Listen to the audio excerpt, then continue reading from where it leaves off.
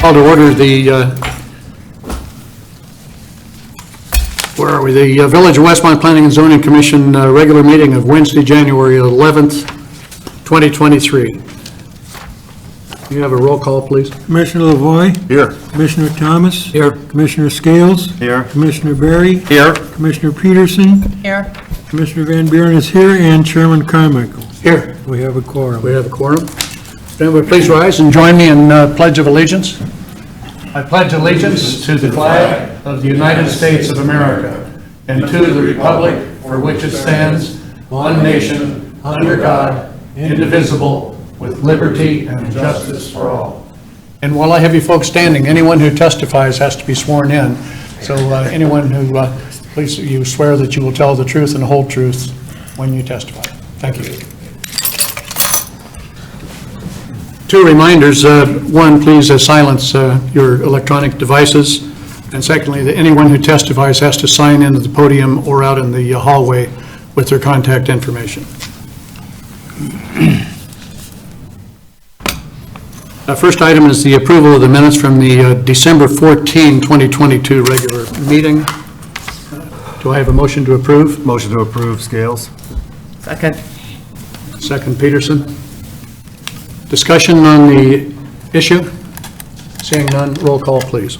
Commissioner Thomas. Yes. Commissioner Scales. Yes. Commissioner Berry. Yes. Commissioner Peterson. Yes. Commissioner Van Buren votes yes, and Commissioner Lavoy. Yes. And Chairman Carmichael. Yes.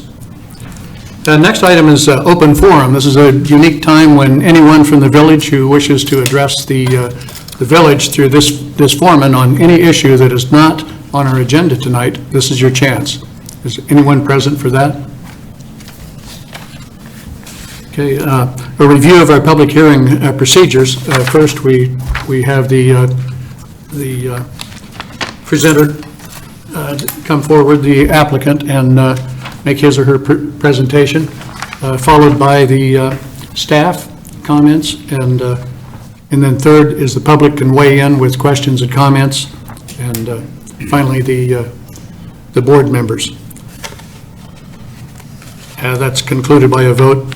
And note that we do have Mr. Zemenak, our village attorney, with us here to keep us clear on any legal issues.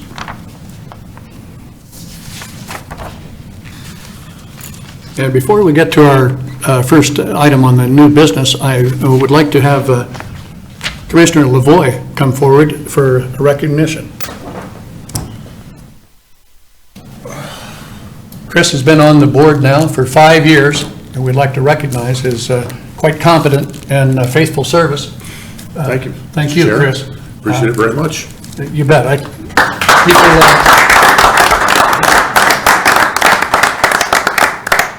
think many people don't realize that the amount of time that the commissioners have to put in ahead of these meetings, researching these things, so it's all appreciated. And, oh, we have one other. Commissioner Van Buren, would you stand? 2 years? No, it's not 5 years, it's 40 years. No. And we don't have a 40-year pin. 50. You were 12 years old when you... Yeah. But I have 2 10s and 4 5-year pins for you, Wally. Wally's been on this board since forever, and I can't tell you, seriously, Wally, how helpful it has been to me. The issues come up, and he can talk about something 20 years ago and 25 years ago and give a background to these issues that is just invaluable. And your contributions have just been unbelievable for this village. Thank you. Thank you very much, Wally.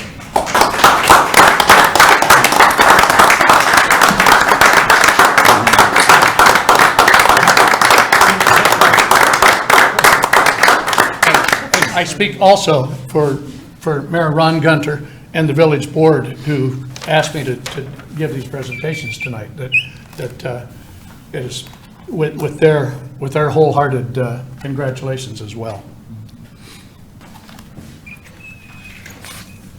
Okay, under new business, our first item is PZC 084-2022, a request from Encore Limited Liability Corporation regarding the property located at 6104 to 6154 South Cass Avenue for the following. First, a zoning code variance request to increase the maximum number and orientation of wall signs. Second, a zoning code variance request to increase the maximum area and the height of an on-premise directional sign. Third, a zoning code variance request to increase the maximum number of menu board signs. Fourth, preliminary plat of subdivision to subdivide one lot into 2 lots. And finally, a site and landscaping plan approval.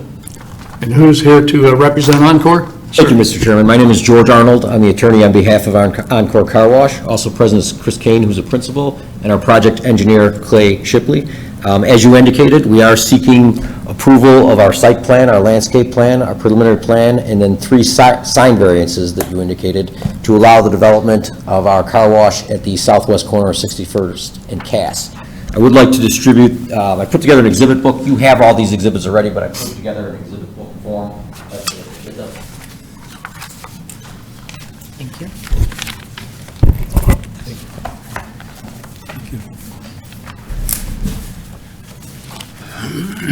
You can skip me if you don't have enough copies. Thank you. Thanks. Thank you.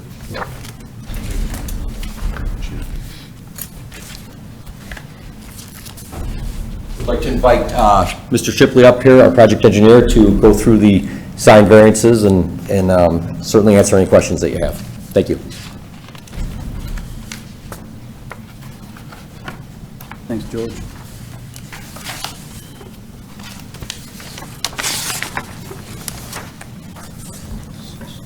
Good evening. My name is Clay Shipley. I work for Veenstra and Kim.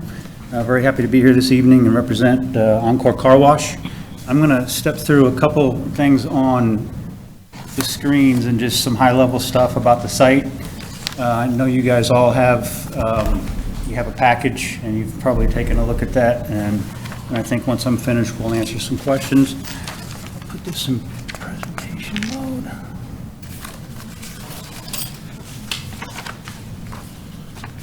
There we go. What I have up now is the plat of subdivision. I just wanted to note a few things about that. I wish I could point at that. Can you all see that okay? We have We have a screen in front of us. Oh, great, okay, fantastic. We have no pointers, though. Oh, do you see my mouse move around when I, no? Don't see my mouse? Okay. Yes. Yes, we can. You do, okay. So I'll move my mouse around. Right now, my mouse is on Lot 1. Lot 1, well, first of all, this parcel is a single parcel, a single pen. It's going to be cut into 2 lots. Lot 1 is going to remain vacant after development. Lot 2 is where the Encore Car Wash is proposed, and that's right here. The 2 lots measure 3.87 acres in total. Lot 2, where we propose to build the car wash, is about 2.08 acres, and then Lot 1, the one that will be vacant, is about 1.79 acres. A couple things to note: there are 2 egress easements that meet in the middle of the site. One provides access off of Cass Avenue, one provides access off of 61st Street, and then we also have an easement along the west side of the property for a new detention facility. You can see that it's a single hatch on the west side of the property. A couple other notes about the surrounding area: a lot of it is commercial. There is some residential to the north and the west. Cass Avenue is a DuPage County roadway. It's got an ADT of about 20,000 right now, projected to be about 25,500 by the year 2050 by CMAP. I think that's all for this exhibit. If I get out. If I could jump to a site plan real quick and note a few things there as well. Zoom in here. I think, yeah, there you go. You all can see my cursor fine, I hope. Difficult, wow, okay. Again, Encore Car Wash, darn it. Trouble moving that around. There's a bar at the bottom. Yeah, I see that. Thank you very much. Okay. Yeah, that kind of focuses in on Lot 2 where the car wash is proposed. Again, Cass Avenue and 61st Street. Construction will include the 2 new entrances you see there. I'm putting my cursor over it, and one here as well. The right-in, right-out access off of Cass Avenue is being relocated about 70 feet to the south. And that's just to facilitate breaking the parcels up into 2 equal parts, or close equal parts, and then leaving enough to build the car wash. The vacuum stalls for the car wash are on the north, the stacking lanes and the drive-through lanes you can see right here are on the north side of the property. Along 61st Street, the car wash tunnel is oriented to the east and the west. The entrance to the car wash is on the west side. The exit is on the east side. You can see where my cursor is here. We'll show you a prettier picture in a minute with the landscape plan that might be a little clearer. On the south side, the vacuum stalls. That's located between the car wash tunnel and the ingress-egress easement I spoke of. And then note too that the detention facility on the west side of the site, that detention facility is sized and designed to accommodate both lots. So now to the landscape plan for a couple notes. Really all I want to note here is that we are proposing new trees on the west property line next to the detention pond. The existing trees around the perimeter of the site will remain in place and be protected through construction. And then there's one tree that is being removed because of the right-in, right-out relocation, the entrance off of Cass. And that tree will be transplanted, replanted or planted new just north of that right-in, right-out access where you see it shaded there. On to sign variances. Share a few things here on sign variances. We're looking for 3 sign variances, and you can see on this exhibit, hopefully, we've dropped in a few real-world pictures. These are pictures from other sites that Encore has constructed. I wanted to use those to kind of give you a real feel for what the signs are like. The first sign is sign 5. There's 3 total we're looking at a variance for. That's sign 5, 6C, and 9. Sign 5 is, and I'll just read the way it's written in the language you have. Variance to increase the maximum area and height of an on-premise directional sign. This sign is essentially a safety measure. I'll give you a little better look at that here. Again, this is at the exit end of the tunnel, and you can see the sign there. That sign, it alerts drivers when they're leaving the tunnel to apply the brake and put the vehicle in drive while other vehicles are queued up behind them and on the way out of the tunnel. Again, it's an important safety measure, and that is the first sign variance. The second is sign 6C. I know it's hard to see, so I go to a bigger. That's what the sign looks like. These 3 signs are menu signs. And to read the variance as quoted, variance is to increase the maximum number of menu board signs. So 2 are allowed and conforming, 3 are not. So the variance is for the 3rd sign. I think it's worthy to note too that the combined size of the 3 signs cannot be over 50, or 2 signs cannot be over 50 square feet. The 3 happen to be under 50 square feet, so they're, I guess, conforming. So And the reason you want 3 signs is because you have 3 lanes? Exactly. Okay, Yep, thank we you. have 3 drive-through lanes. Then the signs are critical to the core of any drive-through service-oriented business, as you can imagine, like McDonald's or whatever, serves people through a drive-through scenario. And then to jump to the last sign variance, this is sign number 9. Very hard to see there too, so I gave you a little bit bigger picture. This sign is, I'll call it a branding sign more than anything. This sign projects a sense of pride and customer appreciation. It's an important part of aesthetics for the Encore brand. It's located on a trash enclosure, and I'll show you a little bit better where that is. It's located on a trash enclosure. It's facing internal to the car wash tunnel and the customer vacuum stalls. It's not visible by 61st Street or Cass Avenue. And that, again, you can see it right here. If I go back to, say, the landscape plan, it's right here on this side of the trash enclosure. You can see my cursor. Again, it's really visible to the customers who are using vacuum stalls or driving through to get in line. You can't see the sign from Cass Avenue or 61st Street. What's there besides, is there just trash in that enclosure? Is that it? What, No, that you have the there's, sign on? no, there's more than trash in that enclosure. There's also a vacuum turbine in there, and then there's a vending machine. All right.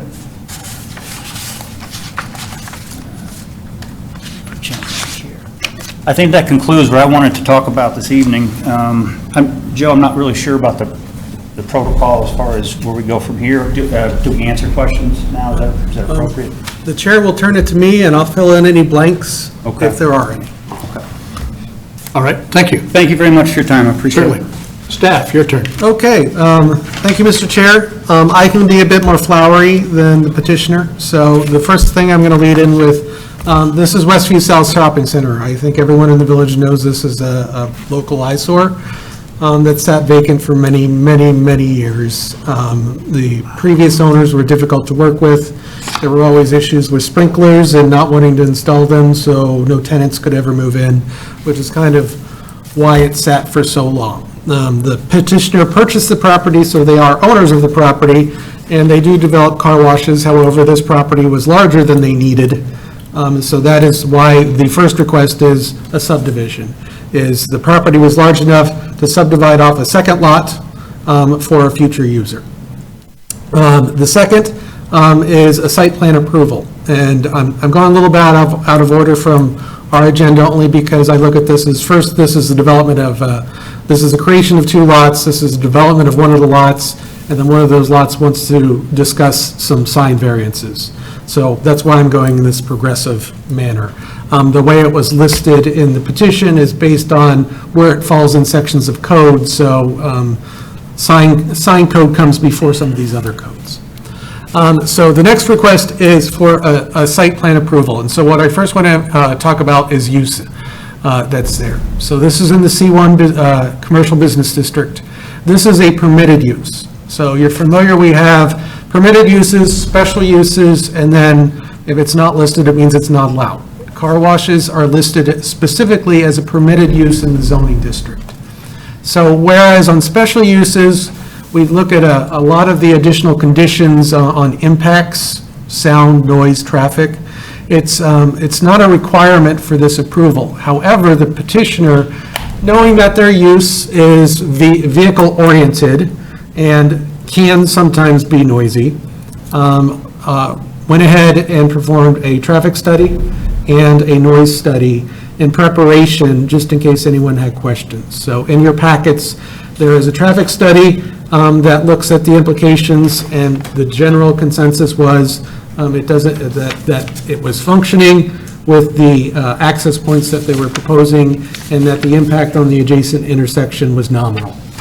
I'm not a traffic engineer. I'm sure someone that's smarter than me with traffic can dissect that a bit further. We can always talk about that if we need to. The other item is they did provide a noise study. I'm not a noise expert either, but they did propose, there was a map that they provided in your packet that showed the decibel levels and where they reached. In particular, we're a little bit sensitive to the adjacent residential properties. Not that we can't be sensitive in other areas, but residential is usually the greatest impact. And when I looked at that, I think it showed that the impact on the closest residential property, I think it said it compared to the noise of a refrigerator hum. So they try to give comparables, and obviously they've got some experts here that can help if there's any discussion about that. So that's the use question. So next is site plan. So the first thing I want to emphasize is he showed a very pretty landscape plan. Obviously, we have landscape requirements not only for the screening of the parking lots, and we considered all their queuing area for the car wash's parking lot, even though it's not really parking lot, but basically they provided all the landscape around that to try to screen it. They provided all the minimum landscape for the foundation plantings and all of the required trees John Yater actually had planted street trees on both 61st and Cass Avenue within the last several years, so they're all there, and they're all very young still. They haven't grown up very tall. But in terms of site plan, the building and all the structures meet all the setbacks. I've got them listed out here for you. I won't go through them specifically because they are all met. There are no exceptions to setbacks, which we often see on Cass Avenue, on Ogden, on 63rd. We often see front yard setbacks because people like to put parking closer to the street. They meet the minimum setbacks for both the parking requirement and the building. Obviously, their use is very specific. They have a certain volume that they anticipate. That drives the number of drive-through lanes that they have. And then they have an efficiency measure to try to get people in and out of the site as coordinated as possible. So you enter the queue at the Cass Avenue side. So whether you enter on 61st or whether you enter off of Cass Avenue, you get into that queue lane, which is on the northeast corner of the property. You enter the drive-through or the car wash on the west side of the building. You go through the car wash, you exit on the east side where Cass Avenue is, and then you either go into the area to vacuum out your car, or you leave because you don't want to go through the trouble of vacuuming out your own car. In terms of commercial design guidelines, they have put brick on almost all fascias of the building, so they have met the minimum standards and probably exceeded the standards in terms of our design guidelines for a quality building. So that's the site plan that's before you today. And then the variances. So there are 3 variances. The first one I want to discuss is the menu board. You might think it's strange that we call this a menu board, but when we look at our code was never very specific to a car wash. Our code was specific to signage permitted for restaurant drive-throughs. So working with John Zemanek, we said, well, this is, considering these menu boards is appropriate, number 1, so this is the appropriate code section.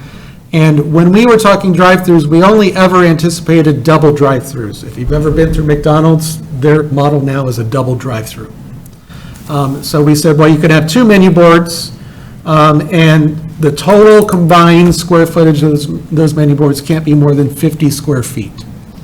So the petitioner has said, well, we have 3 drive-through lanes, but no way to get the 3rd menu board.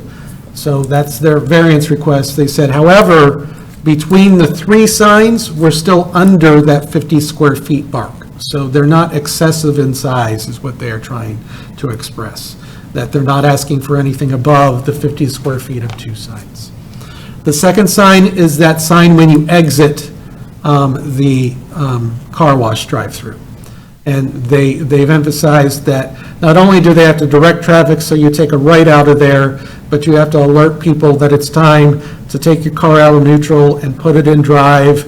If you've ever sat in one of these when someone doesn't know how to put their car in drive, it stops the whole thing. I assume yours does that as well.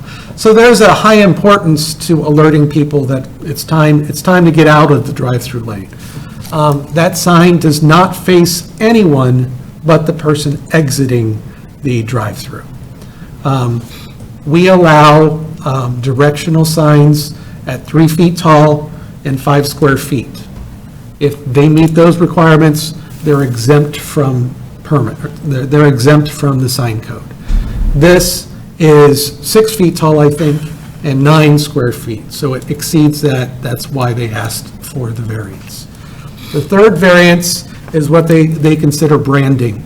So there is a dumpster enclosure, and we classify it as a dumpster enclosure because it is mostly dumpster.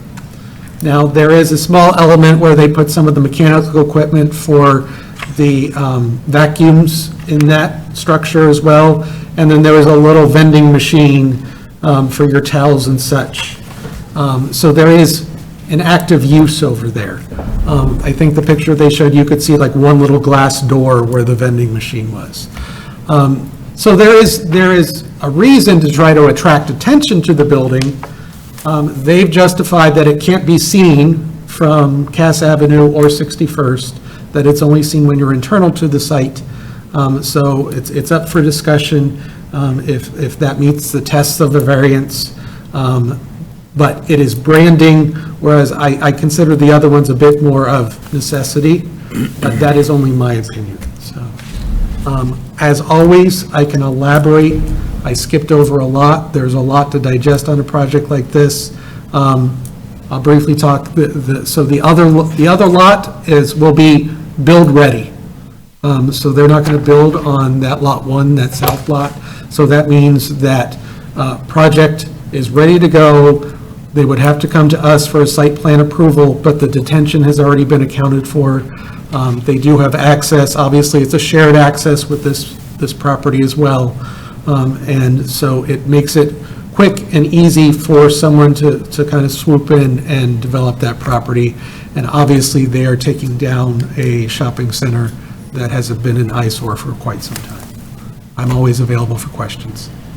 All right, thank you. Is there anyone from the public who would like to address this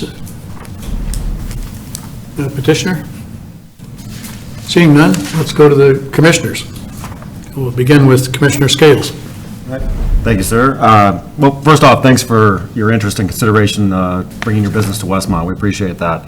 I have a couple quick questions. Whoever wants to answer those certainly can. Joe, you touched on one thing I was going to ask, and that's the customer experience or kind of journey through the site.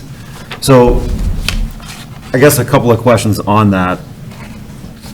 One, do you have any information, and if it's in here and I missed it, I apologize, it's a very comprehensive packet, of typical volume of cars on any given day or peak times and what that kind of looks like? A lot of that is weather dependent, so on rain days, very few people. Busiest days are after snow times, the sun comes out after salt's been accumulated on the cars. 50-degree days like today in the middle of 50-degree winter? days like today when the sun's out, yeah. And those can be several hundred cars, Okay, several hundred cars during the day. from open till close, right? From open till close. The entire period. And then, how do you envision, I see what the folks would do coming off of Cass that are headed south with the right in. Anyone that's coming off of 61st is going to enter in. Do they get directed through the drive aisle where the vacuum stations are? Or do they get directed around behind the enclosure and then around?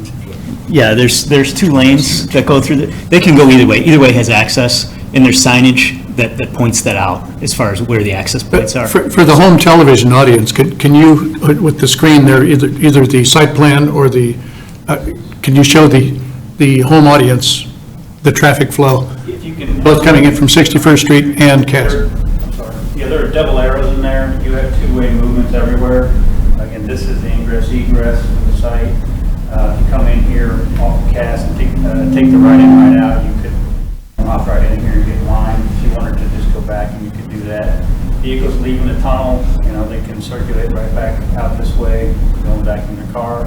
Or if they choose to, they can go back and go south on Cass or wrap around the site and come back out on 61st Street. So there's flow in both directions. And some of it depends directly on the customer. Some people prefer to vacuum the car first, then wash it. Others prefer to wash and then vacuum. So it really depends on the pattern that they're accustomed to. How do you prevent people from vacuuming their cars and not using the car wash if they go first? We really don't. I'm just curious. We really don't. Many people are members that pay a monthly membership fee, so they have access to that anytime they want, even if they're not there to wash the car. Just want to vacuum real quick. So, and I asked that question because I was just curious. By the way, I vacuum after. I like to do afterwards. I'm with you on that. I was curious how during a heavy volume, how the traffic would be going through those 2 drive aisles where you've got the vacuum folks backing in and pulling out. I was curious about it. Well, obviously that's slower if people are backing in and pulling out, but you have the ability just to go around and use the actual sort of center drive to get around to load into the wash part. Okay. I didn't really have any comments on the signage. I understand where you guys are coming from on that. I'm curious about what you're leaving for the lot 1. Are you just stubbing your drive, kind of just an in stub on the 61st entry? You can see it on this landscape plan that's on the television now. There'll likely be an entry either at the center, across from where the dumpster storage is, somewhere in that area. It's not developed yet, is the honest answer, Sure. but there'll likely be a second entry at some point off of the drive. Okay. And would there, well, I guess. Say that again. The second entry, what? Not off Cass Avenue. No, to the lot one, It's a lot one. between the lots. From the shared. The cross access. Along this area here. So someone coming from the north on Cass would make a right turn in, and then they would turn left to go down to Lot 1, or go straight ahead and at the far west side, turn left. Exactly. Okay. Yes. Depending on how that person or group decides to develop that property, which more than likely would be a standalone business at some point. Ms. Were you gonna say- Commissioner Scales, if I could just interject so that everyone understands, that landscape plan that's up right now, correct me if I'm wrong, the actual property line is in the middle of that south drive aisle. It's the bottom of that drive aisle that's being shown, they're building the entire drive aisle that will serve both. Got it. So they're building the full width, so they're building half of that on the other lot On the other now, so that it can be serving, and then when the other user comes in, they can access that drive, because they own half of it, anywhere they want, depending on how the site plan goes. What they've shown is a little stub in the front, just to illustrate that there's access down there. Got it. But they have rights to go up that drive aisle that goes to 61st, that's on the west side, all the way up. So there's cross And they have rights to the full width of the drive aisle that accesses the right in, right out. Okay. It's just this first development will build the whole road. That's great. Okay. Thanks, Joe. I appreciate that. What are the hours of operation? So we're set for Monday through Saturday is 7 a.m. to 9 p.m. And then Sunday it's 8 a.m. to 9 p.m. To 9 p.m.? Correct. What was the Saturday end, Monday through Saturday end? Monday through Saturday is 7 a.m. Okay. And then I think you asked another question I had, which was the detention, which is already sized to handle impervious across all. Yes, and I'll just add, so there's detention that's there now. Westmont has some very strict detention requirements. What was built there back in the 70s when this project went in was inadequate. So part of this project is bringing up the volume to current day standards. So they are not just leaving it there and building new stuff in front of it, they're actually modifying it so that it meets current standards. Okay. All right. That's all I have. I appreciate it. Thank you. Thank you, Matt. Commissioner Lavoy? Yeah, I have quite a few questions. A lot of it has to do with the access. You know, typically when you see a car wash, everyone kind of focuses on the stacking. You've met the stacking requirement per the village, but, you know, when I look at this, I'm kind of like more concerned about the egress out of the tunnel, because you really don't have that big of a distance, and if people want to go out and continue southbound on Cass, there's potential to block that right in, right out for people coming into the site and stacking traffic up onto Cass Avenue. Did you address that? Yeah. Chris, you're talking about coming out here, That's correct. and go right here. Yes, and blocking that access for people coming into the site. Let's say that people want to come to the lot to the south, Yeah. and you've got cars stacked up there. Yeah, so you're concerned about, so if you get a high volume. Day, let's say a Saturday, everybody's getting their car washed, you got people. People trying to get in here, you have, so you said people just block all in here so you can't get in and it's. Well, in particular, if somebody, when that second lot gets developed, they will not be able to get in. You won't be able to turn left once they make the right in to go south, is what he's indicating. Right, yeah, we've seen similar scenarios like that. I can't speak to the traffic impacts study in detail. Oh, go ahead. There's a guy. And can I just, if everyone that's speaking could try to get as close to the microphones just for recording purposes. I know it's hard when you're trying to point there, but the more we can get everyone at the microphone, the more we can record. Thanks, Joe. Good evening. My name is Javier Milan. I'm a principal of KLOA Incorporated, and we conducted the traffic study. To Mr. Lavoie's question, which is very good, and it was discussed in the traffic study, there's peak day operations That's what you said, what happens, you know? So I'm going to walk you by some of the recommendations that we came up with to address your concern. So in those days, you know, after a snowstorm and you get a great day and everybody wants to get rid of the salt, you know?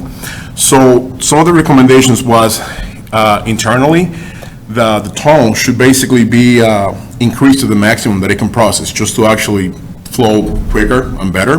That's just one. So we're gonna go into several mitigation measures. Because you do get to see some cues, people want to wash their cars. The best recommendation that can be done here, and I really like this plan because a lot of the stacking is internally, and we can make it work very well, is this area in here, and hopefully you can see my cursor, is two-way traffic. Yes. So the best thing, and it's a recommendation that we came up with on those days, cone the inbound Yes. here. So if you're coming from Cass, like you were saying, and you decide to make a right, you're gonna have people, some of the workers directing traffic, and you're gonna cone that. And what you have is, they go in, they go all the way in, then they turn, and what you're doing is increasing that stacking capability, and then they go that way. Same thing as you're coming from 61st, if you, for whatever reason, decided to turn on 61st, you're coming from the west, you're coming in, and you do that.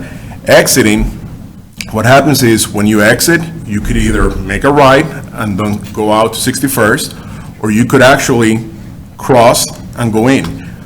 That's the motion I'm concerned about. Correct, but by virtue of eliminating that queue that you have in there, you reduce those conflict points.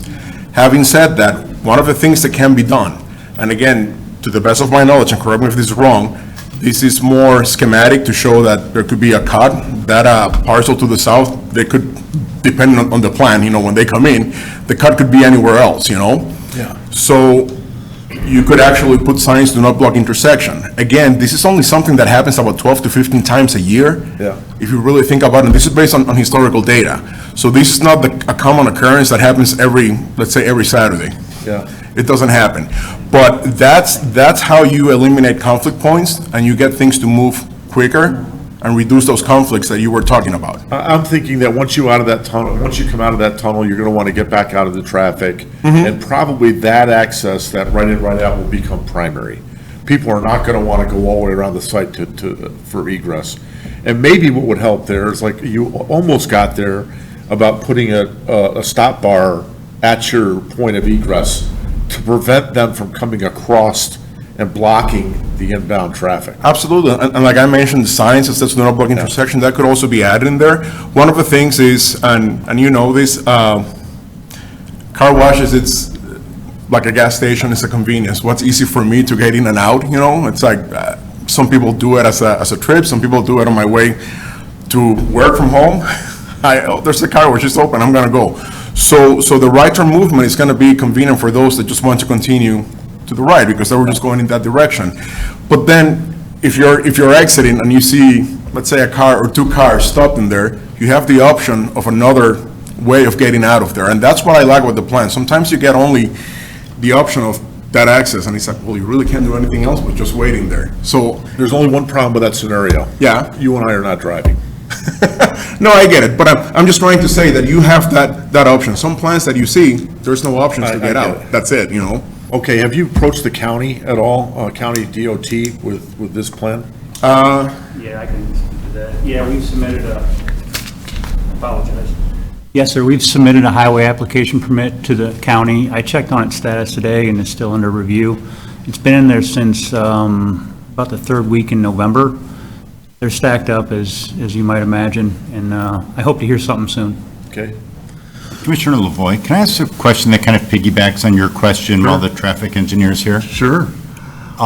Because I was wondering if there's an escape lane once you get into the drive-through, if the line's too long. Oh, I'm sorry. No, that's okay, go. Yes, no, I'm actually glad you guys brought that up. Sorry. As you go in, you certainly go through the tunnel. Well, what happens if it's broken? You know, how do you get out of there? So there's a bypass lane right over here. Sorry, can you guys see my my cursor? Single yellow hash. Yeah. Okay. And it's hatched, and there's gonna be signs, do not enter. This is not for somebody to sneak in and go in, but it is placed in the correct position, because if it's, the tunnel breaks down for whatever reason, you can actually flush whatever cars were in line, and whoever was, let's say, in here, they can back out and get out. So thank you for that question. And what if someone enters the facility, makes that left turn into where the 3 drive-through lanes are, there's 10 cars, or let's say, 6 to 8 cars stacked up, and they decide, I don't have time to wait, I want to get out of here. Do they do a U-turn and exit and cut through where the exit of the facility is? Let me see if I understand this. So they're in line and there's the gate, so you have to pay before you go through the gate. So far, so you're saying once they pay, if they don't want to wait? Before that? Before they pay. No, just like every car wash, once you're in that line, you made the decision that you wanted to be there, so there's no way that you can, because this is one way in this direction, westbound, so there's really no way for you to get out of there. Again, the position of it, you get to see whether it's busy or not from 61st or from Cass, so you make that decision ahead of time. If a car decided, I can't wait, I've got to get out of here, there's an emergency, whatever, and they did a U-turn, could they U-turn around and come out the way they entered? Trying to understand that, so you're in line here. Yep. U-turn, come out like that. To make a Correct. U-turn right here? Yep. No, you. Javier, can't do that. could they, you see where you have parking on the north side of the, you have parallel parking up there? Could there be, that lane extended to the west to provide a point of bypass around in case there is, like Mr. Zemanek says, an emergency or, I can't wait, something's going on, I have to get out, I forgot my wallet, whatever. Is there a way for you to add that in that particular corner where someone could get out if, no, the north side? Oh, the north side, okay. Yeah. You just think instead. Correct. Extend that and then just, they can bypass So the. they can you get a bypass in there if necessary. And I also think the statement to say that you can't do a U-turn if you were in that situation is not accurate. Because if there's 3 lanes there and they're 24 foot and there was no one in the other lanes, you surely could turn that car around. You're absolutely right. I mean, you physically can do it, but it's not in Right, accordance it's with the not- traffic correct, flow. but But yeah, you certainly can do it. Emergency, It's like you whatever. can anywhere in a street. Right. And I apologize, but yeah, you're right, but it's one way, so you definitely be going against traffic. Oh, I'm sure we'll see it, right? Some communities do require escape lanes for every drive-through, whether it's a restaurant, bank, car wash, et cetera, in case someone has to get out of line. So I don't know if it's feasible here to have one, knowing how crowded it can get. The site plan does lend itself, because we had that bump out of that parking on the north, and it might be enough to get a small bypass lane where we can actually get somebody out of there safely. If somebody has a medical emergency or whatever, they're in line, they can get over and actually get out of the queuing. One thing I'd like to add is we do have one employee that's always outside working the pay station, at a minimum one employee. So in the incidents, we have 2 other washes that are open. We've seen people just do a U-turn and turn around and go without notifying everyone of why. But we do have an employee, if the situation came up where you had to hold cars back to get somebody out of there, do a U-turn, we could absolutely do that because there's always somebody outside. Okay.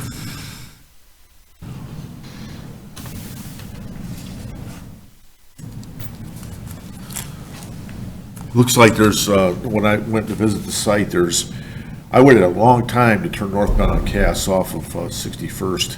What is in your report, did you look at that, and how long during peak hour do you have to wait? Yeah, And what level of service is that? the left turn movement is the hardest one, out of Correct. 61st. And that's typical of any signalized intersection where you're crossing a major road like Cass. So the left turn. Non-stop traffic during peak hour. Correct, so the left turn movement during the evening peak hour, it's a D 30.4 average. Sometimes you're gonna wait more than 30 seconds, because I tried it too, and there were times that I only waited 14 seconds, and there were times that I waited more than that. So average is 30 seconds. And then, under future conditions, 2028, including growth and this development, it would increase by 8 more seconds, the average delay. So it's an E of 40.8. But again, this is not uncharacteristic. It's something that tends to happen in signalized intersections. Do you anticipate any of that traffic seeing stacking there, go westbound on 61st into the residential area? It could very well happen. We do have 10% of the traffic estimated that could go to the west. I saw that on your, Like I mentioned before, it's geared very much towards Cass Avenue, just like a gas station. I hate to use the example, but it's just geared towards where am I right now. Could they make it? Yes. I will say this, if you decide that you would rather put a sign that says no left turn, so nobody can go to the west on 61st, that can be done, but then it becomes an enforcement issue. Certainly, the majority of the traffic is going to be geared towards Cass Avenue. That particular, going westbound on 61st Street, is left-hand industrial. Right-hand is completely fenced, even though it's not, there's a buffer. So they wouldn't be impacted by the traffic. Correct. So I would think that would be a logical way out if you didn't want to stand and wait at 61st Street.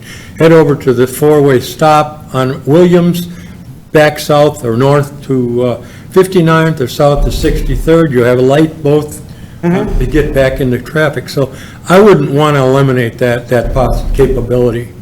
I'm not encouraging that. I'm just saying, if you decide, it's something that can be done. But again, the great majority of the traffic, it's geared towards Cass. Commissioner Van Buren, and all the traffic engineers, I think there's only one in here right now, will cringe when I use all the wrong terminology. I don't believe that 61st is a local street. I think it might be a local collector. But it was intended to have trucks. I mean, it serves an industrial area, at least till you get to Williams.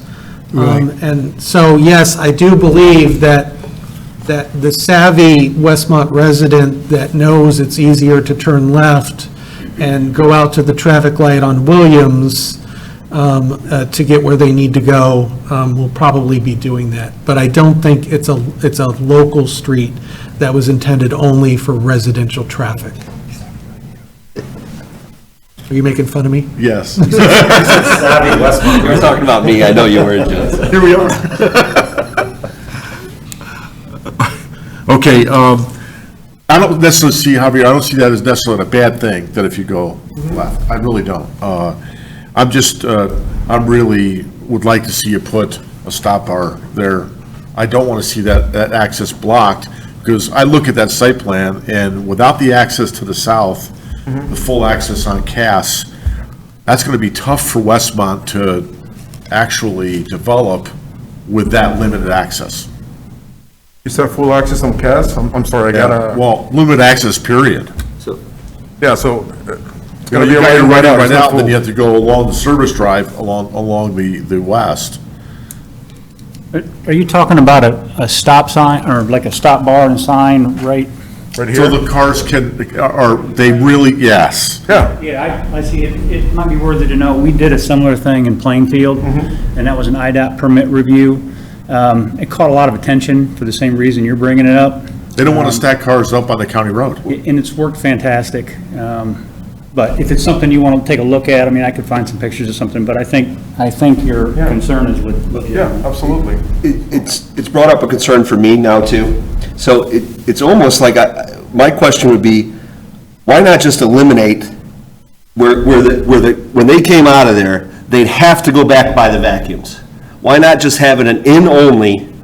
So we completely eliminate that. They have to come all the way back to the retention and either decide to go out to 61st or go back out to Cass. And the reason I don't like a temporary thing like that, I've seen it here on the dance studio and Cass Avenue and other things, as you just stated earlier, the enforcement. You know, well, we stayed here today that you guys are gonna put a cone there all the time and everything, then when it doesn't happen some Saturday, it's a zoo. So to me, I question why we just don't eliminate it completely now and have where that traffic has to come back by the vacuums, and then when it gets to that point, it either has to go right out to 61st or come back around the landscaping and make your decision there. To me, that's common sense, no-brainer.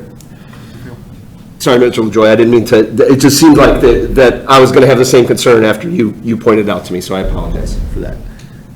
So the only thing I would say that is we have two other locations open that have had heavy traffic, especially with the weather we've had recently, with a similar exit situation. What people will do is naturally go through a different area, if there's a line, to get out that way and exit out the other way, rather than having it cut down to a one-way entrance at that point, because they can have access. The only thing that slows that down to make the vacuum area the main exit is people going into spots or backing out of spots. And rather than having that be a main lane where we're driving all the traffic through, it's more of a temporary parking spot. So if I come in off of 61st, I can't go by those vacuums? I have to come in between the two lots? Or could I cut through those vacuums? So No, you can come through the it's the vacuum. same concern there. The same concern that you pointed out there with them backing out is going to be the same people trying to cut through there. No, I get it, but what he's So I saying don't see a is- pro or, you know what I mean? It's the same scenario. I guess the reason being is a lot of people come in, they want to vacuum first, wash second. So the access to that is natural to a lot of people to do that. It's also natural to a lot of people that want to wash first and vacuum next. It's maybe 50/50, I don't know exactly what it is, but, the tendency, if it's busier, people use the main drive for the entrance rather than go through the vacuums, or if they do, they're going in there to vacuum. Yeah.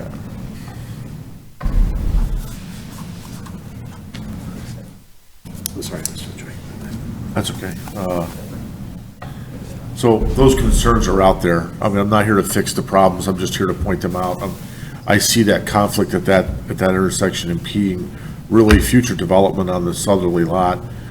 And maybe you could take a look at it, you're a pro at this, so you could come up with something that would be addressing that so the cars cannot block you're gonna have to do it for the county DOT anyway. I've done it many times, so I know that they're gonna have a concern with that. And then also the bypass lane is something that I would recommend. And then moving on, while I'm talking about that bypass lane up on the north side where you have your where you pay the pay station up there, as you look from this site at that location, which is elevated, it's an elevated site, right? If it's after dark, all those lights that are stacked up have their headlights on. The property to the kitty corner across the street is residential. The landscape plan has a really healthy amount of landscaping in the front two islands, but really sparse on that corner where the headlights, are shining in, facing west towards the residential area.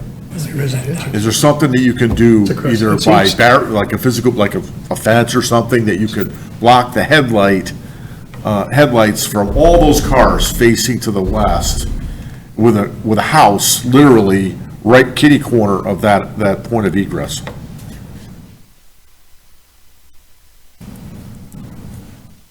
I think some of that depends on the availability of that. The trees that are just shown in black and white there are sort of Existing. the parkway and not, Yeah. in time, obviously, they'll get bigger. But to plant additional trees in there, long-term, doesn't solve the I'm not asking for trees. I'm asking for possibly a barrier fence there to prevent all of those headlights from those 30 cars that are going to get stacked up that are facing west, and right north of that access is residential property. It's quite a ways away. Yeah, I would have to see it in an extended view of what this plan view is, because I wonder just how much of those headlights going to the north, if they're facing directly west, how much of that light shed goes to the north, I don't know. If that were my house on the north end, I would not want that to happen. I'm just gonna put a picture up so we have a bit better visual. So Brian in the booth, I'm gonna use the overhead real quick, if that's possible. It's not the dentist thing, he's talking about northwest. Car's pointing west. The first house. So right there where you see the outline of those houses, just north of that access point, there's going to be a whole boatload of headlights facing that direction. And after dark, it gets dark at 4:30 in the winter. So I'm just kind of concerned about the headlight pollution, if you will, for those residential. I wouldn't want to have my bedroom look out the back of my house staring at headlights. If you could put a barrier fence there as part of the landscape plan, that would resolve it.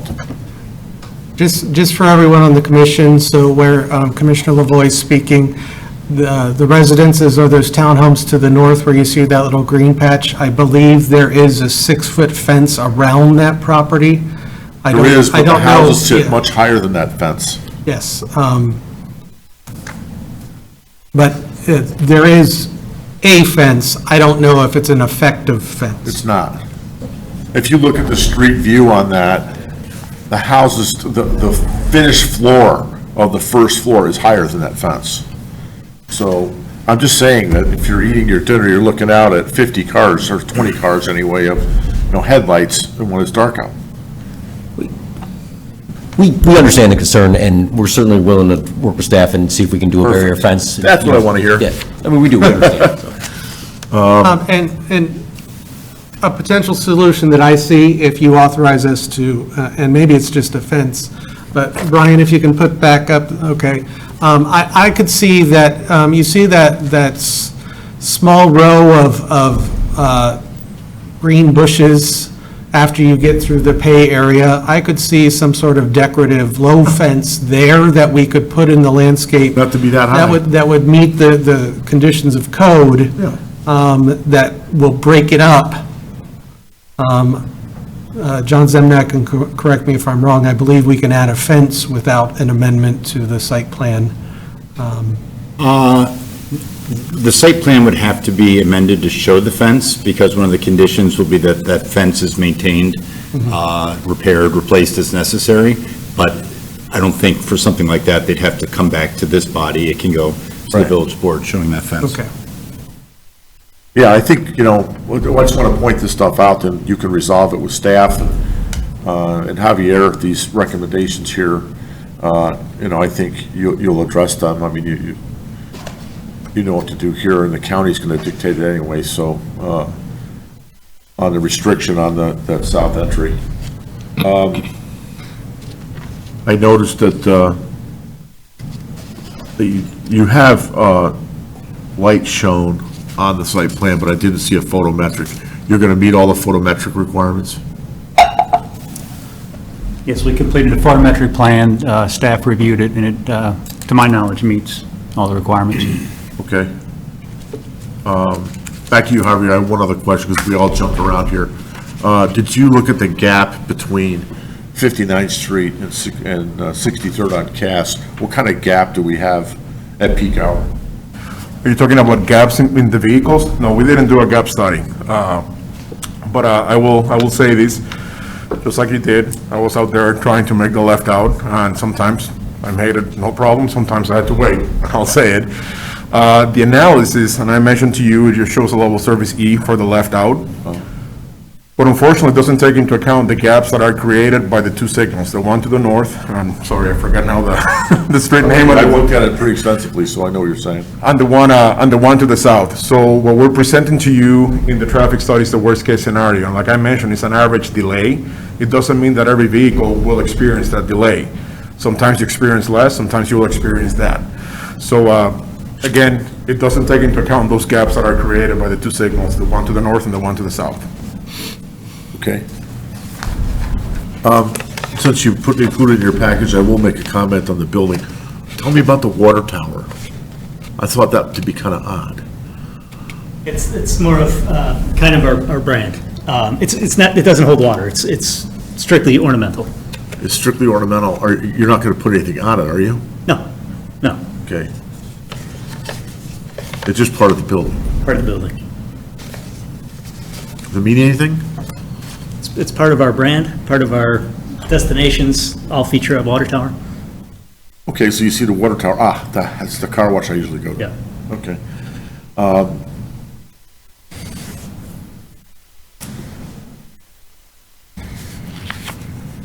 How does the garbage truck access? Like you said something about that dumpster, that's multiple purpose dumpster location. What do they do? Because there's spaces that block the dumpster area. So I don't know how a garbage truck goes in there if there's cars parked there to get the garbage out. There's a double door on the backside. The backside. On the backside, there's double door, single door on the front I side see. for people to roll. So they're gonna come in and drive through on the access drive and then continue on. The press curve here with, It's done off hours anyway. I get it. I just didn't see that, you know. Okay. That's all I have. All right, thank you. Thank you. Commissioner Peterson. Yeah, I just have a couple questions. So the actual name of the car wash is Encore. That's going to be the actual name. And you said that there's other ones? there are. How many other, is this like a chain? Is it only in Illinois, or? We open, we have one in Plainfield and one in Hammond, Indiana. I'm sorry? One in Plainfield, Illinois, and one in Hammond, Indiana, that are currently open. Okay. And there's others in the works in other cities as well right now, but not under construction yet. Okay. I know this was brought up at the time of permitting, but considering this is a car wash with a large consumption of water, how do we know that, I know when permits are submitted, they go to the water division, but has there been any conversation with the village and as far as their consumption and it'll be fine and there's no issues, or is that a village question or a? I can try to field that, and hopefully the person in the audience that knows better than me won't have to come up. This project has been reviewed by the Water Division. They have had comments that were all reserved for permit, so in terms of the use, we're confident that it can be served, and obviously there's details that need to be addressed when they go in for permit. Okay. And is any of your water recycled, or does 100% of the water used for everything just go into the sanitary? Yeah, there's a series of 5 tanks, actually, 2 inside the building and then 3 outside. The last of the 3 outside has the potential to be reused. Okay. Once, and I don't know if this is a question for them or for the village, but once the building's torn down and the detention's put in and all that, and this is starting to be built, what condition is the other lot gonna be in? Is it gonna have that, is it gonna be dirt? Are they gonna have part of the parking lot left and where the building was nothing? Yeah, good question. Let me zoom out so you can see this a little bit. I mean, is it gonna be I think you need to go to the second page, there you go. totally fenced in, or? Yeah, if you can, I can show you. You'll be able to see, I'll show you over here. So this is lot 1. Here's the new detention pond coming down. That's the right and right out we've been talking about. This is graded to drain, very, very flat. And then once construction's complete, the ground will be stabilized and probably seeded permanently until new development comes along. Well, is it going to be an open lot, or is there going to be a fence around it? It's going to be an open lot once construction is all complete. Under construction, there'll be a fence around the entire, obviously around the entire site. Okay. And if I'll interject, it'll be very similar to the condition at 63rd and Cass where the current Freddy's is going up. So if you remember, there was a lot that was created where Freddy's is going right next to Raising Cane's. They basically overseed it and keep it mowed, is what they end up doing with it. Okay. I think that's all I had. A lot of my questions were already answered. So thank you very much. Thank you. Commissioner Thomas? As far as the sign issues and that, they're I feel all the signs are needed, the menus for each lane, you have to give each customer choices, and they can't be looking over here, and plus, none of them are visible from the road, and even your brand, look good, feel good, is out of sight. It's for the people who are planning on looking good. I mean, they're Yes, sir. part of the family, or whatever your view is, I like it. Thank you. Commissioner Van Buren? Yes. thanks for putting together, you really did a good job of, on your presentation and also on giving us our packet. You were pretty thorough and everything. And I understand that having had 2 other locations, a lot of the problems that we're anticipating you've already experienced, and that you'll do your best to eliminate those problems, or at least to make things a little better than they would be. So I think that most of the questions that were asked would be things that I was concerned about, traffic being probably the most important, but I wish you luck. Thank you. Thank you. Yeah, the same, I had a number of questions, they've all been addressed. Mr. That Chair. is- Doug, that you is- wouldn't forgive me again, would you? Yes, Mr. Chair, you forgot. I did forget, Chair, but once again, I apologize. I'm the stepson here, so Commissioner Barry. I get forgotten quite a bit. Thank you, Doug. Again, questions were answered, and great questions from everyone. The future retention, I think, Joe, you covered that's a concern. And then on that lot 2, will that have access, when it's completed, would that have access to the shopping center to the south? I'll go ahead and field that one. No.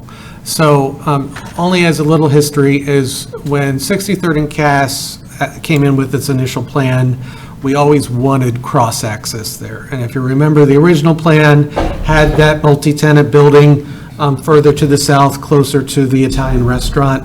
And there was going to be a small restaurant where that where Starbucks is. And we always envisioned that there could be cross-access between that lot and the one to the north.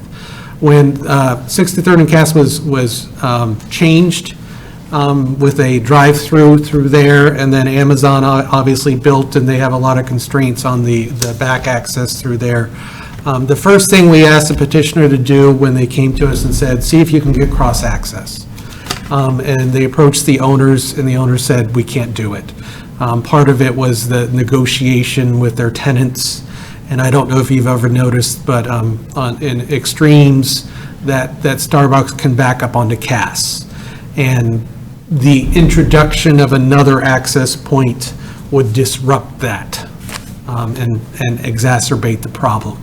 So they did approach them, and they got an answer of no. So there is no anticipated connection to the property to the north or to the south. Seems like it would be mutually beneficial, get a cup of coffee and go wash my car, but for whatever reason, yeah. I believe I approached the petitioner and said, well, you could work out a great deal with Starbucks where you go to one and get $1 off on the other, and that just never solidified, so. So then, lastly, I'd just like to go back to that Cass Avenue and that entrance there, and what Commissioner LaJoy brought up, because I was there. As a matter of fact, I was there today, and like you said, Javier, 145, 140, something on I mean, it was really tough, and we have a fire station right across the street with emergency vehicles, which that fire department needs a light there desperately, and it's a tough battle. The chief would verify that would be nice to have a light there. So I have concerns with the emergency vehicles. If we're backed up on Cass, we just heard from staff that Starbucks can back up onto Cass, so we have 2 of them there. It just looks to me like having that exit point there, and we all know that everyone's in a hurry. Myself, when I'm preaching to myself, we're all in a hurry to get out of there and get to Starbucks. So that is a sticking point for me personally, that having that dual lane there, I really feel that should be an entrance only. Whether that island is brought out differently and created there where it can't be an exit. But I really feel that needs to be an entrance only. And the point about the vacuuming and having people go through there, it seems like it's the same issue with them entering as it would be them exiting. I don't see a disadvantage to that. So that's a real sticking point for me. And again, with the future development coming there, I understand that entrance, I think we could say at this point, that entrance can't go there, because it would have to be in the center or set back more for that lot too, because to have it there on a busy day would be a real mess. So that's a real sticking point for me. But I do want to thank you guys on the professional presentation. I've seen a lot of these. This one's been great. The pre-packet was wonderful, and the project looks great overall. So, thank you. Thank you. Thank you, Harold. And, yeah, all of my questions have been answered. I do have one on that escape route right at the southwest corner of the tunnel, yes. I assume that the width of that, noting that we have a former fire chief in the audience, would be wide enough for like a large fire truck to come in from the south, should it be necessary? What, is the width of that satisfactory? I'm not really sure what the purpose of that little, yes. It's wide enough for a passenger vehicle. We didn't run a fire truck through that. We ran the fire truck, circulated through the site using auto turn software, and everything worked fine. We did not run one through there. The fire truck would not drive through couldn't fit through the pay stations. I think if so, you're thinking, can a fire truck get in going backwards through that? If necessary, yes, could it? We can check that. It might. Just curious. If not, we can make some adjustments if that were desired. Okay. Mr. Thank you. Chair, we did request a turning exhibit as part of the background material, which wasn't necessarily included in the packet. That was reviewed by the Fire Prevention Bureau, and they were satisfied. I believe the fire department connection is on the northeast corner of that building. They had certain requirements to make sure it was accessible and such, so it has been reviewed. All right. Thank you. I've got a question. Certainly. Zemanek. By subdividing this property into 2 lots, you've chosen the dimensions for each lot, including the dimensions for this car wash property. Would it solve potentially some of the problems if the lot line was moved to the south, this lot widened, which would provide, just by a little bit to provide room for, 1, the escape lane, 2, some wider drive aisles, like where the vacuums are, to more easily accommodate flow of traffic. I don't know what you had in mind for the other lot to the south and whether that would adversely affect what you'd think could be developed there, but a potential solution is just slide that lot line a little bit.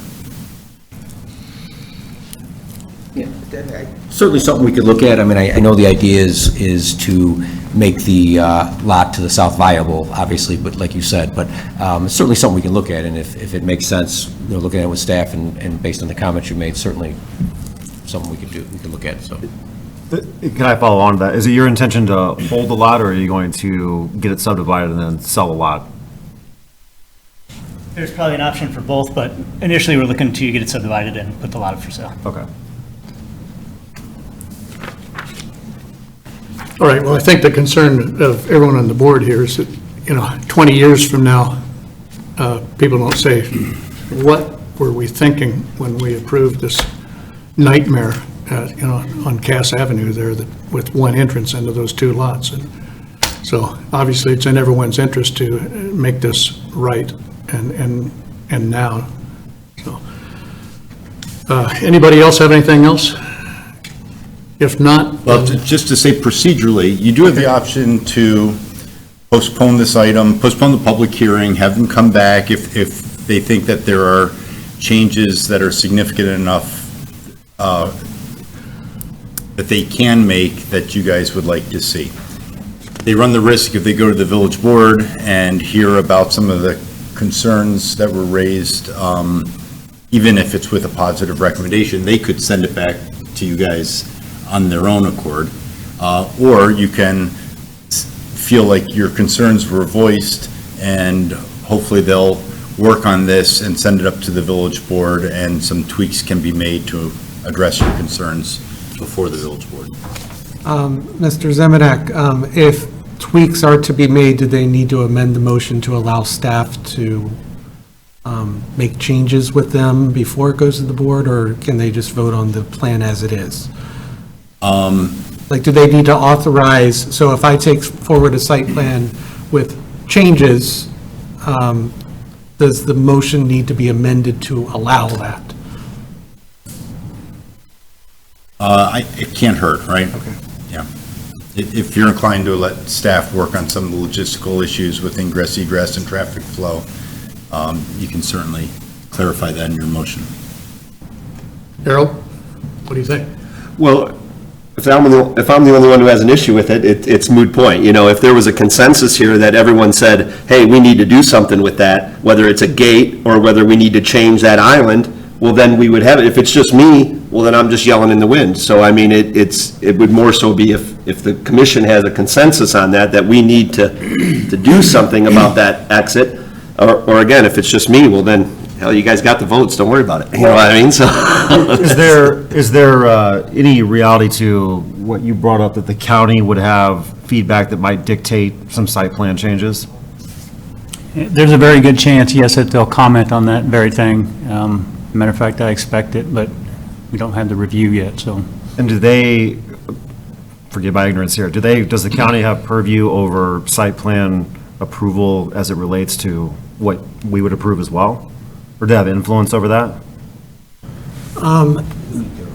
So if they take this project to the county and the county influences the site plan on private property, then staff has to say, well, how close is it to the original approved site plan if it was approved, and if it crosses the threshold that we think it's more than a minor change, and really we don't have a lot of flexibility, then they technically have to come back and amend their site plan to accommodate what the county wants. Now, if it's just a stop bar, I think that's pretty simple because it's just painting something. Because I guess I would be inclined to approve it, to allow them to work with staff on those changes, knowing that another governing body is going to look at this, that looks at this quite often and offer their insights. And that's my opinion, at least. That's my feeling. So I'll ask the attorney, so can it be approved with an amendment or a motion that basically says pending minor changes based on commentary from the county? And then, so if the county, even if it goes through the board and the county comes in with comments that says we want a bigger island, or we want a stop bar, or we want to change there, is there any way to authorize that without coming back before someone? I prefer to have them just go straight to the village board in that instance, and the ordinance approving the site and landscaping plan can state that any amendments required by DUDOT, if they're not received yet, can go straight to the village board. Okay. And the village board then would have the authority to say, wait, this is a drastic change, we're going to send this back to planning and zoning before we'd even consider it. But if it's just minor changes, that's fine. And certainly as an add-on motion, I think you can vote on the items as presented and then do a standalone motion that would authorize staff to work based on the IDOT comments and any changes the applicant may have to basically administratively okay the site plan to send it to the village board. I will trust that you will direct the proper motions. We're better than that, yeah. In John, we trust. Well, I'll just jump in too. I think that this discussion has been really healthy for not only the village, but for the applicant, because you own that property, and I think that, with these comments, it's gonna make that property more valuable. It's gonna make, your situation better. And a lot of these things happen, where comments come out that maybe you haven't thought of, and but the whole idea here is to make it better, not to necessarily impede your process either. So I'm all for what Commissioner Scales said is let's make the motion and have little add-ons for staff to look at these items and have the ability to have the county DOT make revisions. And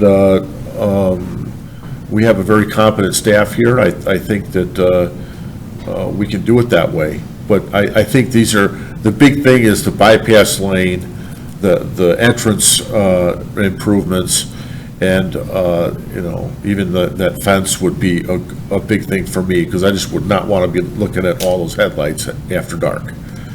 So, that being an elevated site. So, the more we can make the southerly lot more accessible, the better.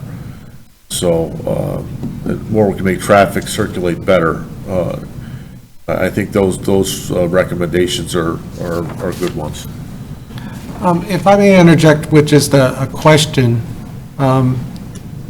I think we only have one other example in the village of a similar car wash. I don't consider King across the street. They're more of a full service. So I think Fuller's is up on Ogden. Am I correct? They have one access point. They have one drive-in that you come in and go out. Yeah, there's no getting out of that one once you're in there. And I don't know how many queue lanes they have Three. when, do we know if there are known issues on that site? That site has backed up onto Ogden, And they have one access point, 2 lanes. so. In a very tight entrance, you Yeah. know, I just didn't know if that was a good frame of reference for something similar. Well, it's certainly an inferior site to this one in terms of size and capacity, at least from my naked eye. Of course, this is 2 lots, so there's a future that is different from Fuller's, but I also like Mr. Zemanak's idea of the lot line. If that lot line shifted to the south, this subdivision lot line that basically bifurcates this property, if that were to shift to the south, would that create a non-conforming use compared to lot size? No. Based on lot size? It's a 203-foot width So approximately. it's wide enough to do that. It is, and I can't answer for them. I know that then it ultimately shifts the right-in, right-out, which they initially had concern about moving to begin with because of proximity to the next. So I'm not going to say it can't be done, and I'm not going to say they can't propose it, but I know that there was a lot of back and forth initially with where that right-in, right-out landed. So they can always add to that discussion.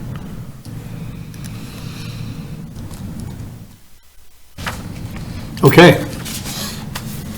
If there's no further discussion, then under PZC 084-2022, a request from Encore LLC regarding the property located at 6104 to 6154 South Cast Avenue.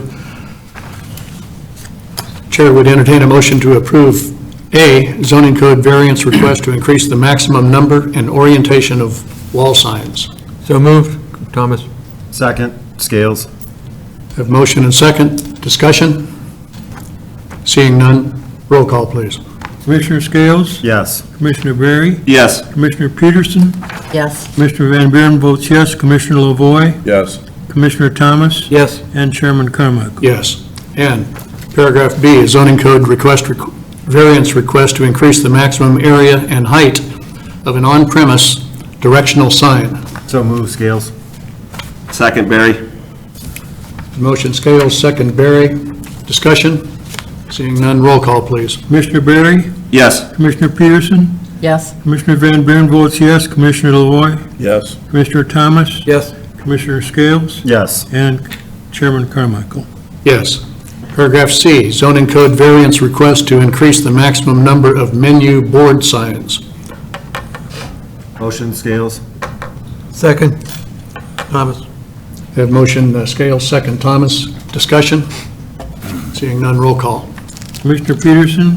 Yes. Commissioner Van Buren votes yes. Commissioner Lavoy? Yes. Commissioner Thomas? Yes. Commissioner Scales? Yes. Commissioner Berry? Yes. And Chairman Carmichael. Yes. Paragraph D, preliminary plat of subdivision to subdivide one lot into 2 lots. Motion, Scales. Second, Barry. Motion Scales, second Barry. Discussion? Seeing none, roll call. Van Buren votes yes. Commissioner Lavoy? Yes. Commissioner Thomas? Yes. Commissioner Scales? Yes. Commissioner Berry? Yes. Commissioner Peterson? Yes. And Chairman Carmichael. Yes. Paragraph E, site and landscape plan approval. Have motion? Does this have any caveat to it? We want to put a caveat on. I suggested a standalone motion once you vote on this, Okay. because it's a little bit wordy otherwise. Okay, go ahead. Move, Scales. Motion, Scales. Second, Barry. Motion Scales, second Barry. Discussion? Seeing none, roll call. Commissioner Lavoy? Yes. Commissioner Thomas? Yes. Commissioner Scales? Yes. Commissioner Berry? Yes. Commissioner Peterson? Yes. Commissioner Van Buren votes yes, and Commissioner Carmichael. Yes. And finally, a standalone motion for staff to make required traffic flow revisions. Yeah, I had it worded as motion to authorize the Community Development Department to work with the applicant and DOT on potential revisions to the site and landscaping plan regarding ingress, egress, and internal traffic flow prior to consideration by the village board. Pretty much what I said. Vote is that? You said it clearly enough for the microphone, so I think we're good. All right. Mr. Zemanek, there's only one problem with that language. And with that language saying that the DOT, prior to going to board, that means they're going to get delayed on their approval. They would not be able to go to the board until they hear from DOT is the point. Good question or point, and it doesn't require DOT feedback. It just authorizes staff to work with DOT if DOT's done with their review. But then you said prior to going to the board. Correct. So if DOT's not done, I guess we can clarify that motion to say, Just take to off. work with the applicant and DOT if DOT's review is complete. Or, I think by your comment and my response, we're saying that if DOT's response is not complete, it's understood that staff can still work with the applicant to make changes, or we can eliminate the DOT reference and just say staff's authorized to work with the applicant to make the changes, if there are any changes proposed prior to sending it to the village board. Yeah, that's better because then they don't have to go to DOT and get their comments done and addressed before they can go to our board for approval. I like that better. Okay. All right. So moved. Same motion, striking the reference to DOT. Yeah, I think that's Motion to better. approve as Second. amended. Who's second? Scales. Discussion? Roll call, please. Commissioner Thomas? Yes. Commissioner Scales? Yes. Commissioner Barry? Yes. Commissioner Peterson? Yes. Commissioner Van Buren votes yes. Commissioner LaVoy? Yes. And Commissioner Thomas? Did I call you Said twice? yes. Okay. And Chairman Carmichael? Yes. All right, gentlemen, you have it. You'll be notified by staff when you'll be scheduled to appear before the village board. And thank you very much for your presentation. Good luck. Thank you. Good night. Thank you. But don't forget your mouse. Jeff. It's realistic. Glad you brought it up. I didn't mean to jump in, but I thought it was the right time. Jump around.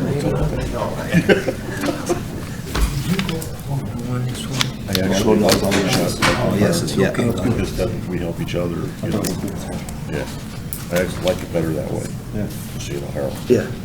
I like it better when we can all interact, not just segregate it. And that's right. I just don't know if I was with it. Well, then forget it. Just move on. You know what I mean? It's like my height at St. Mary's, but I mean at Woodruff. If it's my only one, then I try to take it an hour before. so. They don't want to be driving. What time is it? There's nobody here. If I fall asleep, Just Thank you. not for everyone to get shot.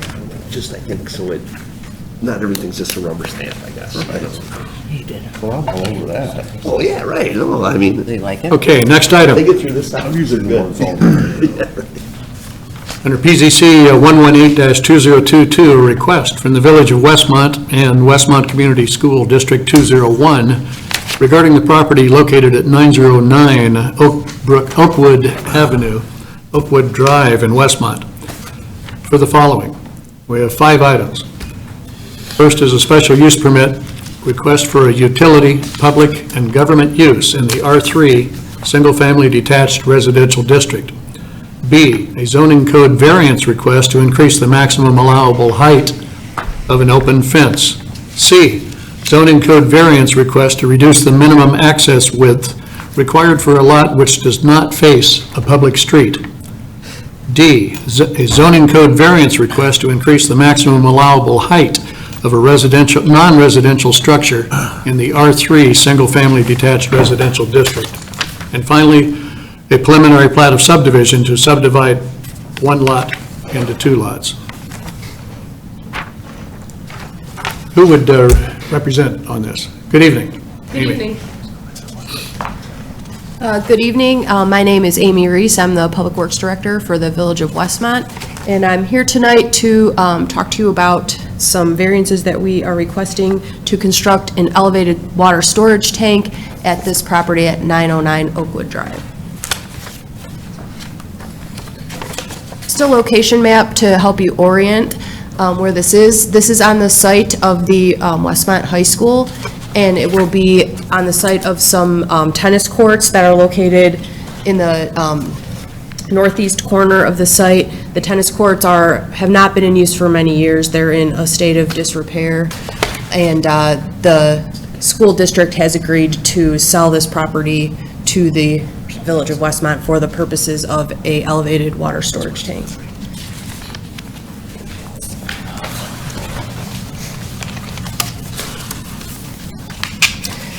The village needs to construct more elevated storage.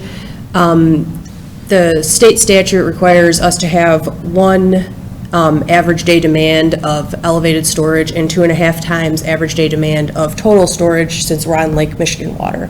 Currently, we have about 1.5 million gallons of elevated storage and 3 million gallons of ground storage, and our average day demand is 2.23 million gallons per day, with a projected average day demand in 2040 due to new growth of 2.78 million gallons per day. So this additional elevated storage is needed to meet some of those storage requirements. In addition, the elevated storage is what is responsible for giving water pressure in the village and giving fire flows in the village. So the tank provides an instantaneous response. Given its elevation, all that water has weight and provides a hydraulic grade line that pressurizes the water system. And it also provides that instantaneous response. So if there's a fire and the fire department is drawing a ton of water out of the system, that tank is able to respond instantaneously. It's not like a pump that has to kick on, that has to ramp up to provide that water pressure. So this area of town, the village has long desired to have a water elevated tank in this area. They've tried to talk to that parcel to the north in the industrial area. I think Attorney Zemanek's kind of aware of some of these searches for property for this, perhaps. So able to make a arrangement with the high school to acquire this parcel for this purpose. So we're requesting several variances, special use for public utility in a residential district, construction of a perimeter fence, access easement across the property to the north, tank height, and subdividing the school property to create this lot. This is a map showing the various land uses that are in play. To the north and east is office research, and then R3 residential is in the yellow. Although the tank will be located in the R3 zoning, it is directly adjacent to office research.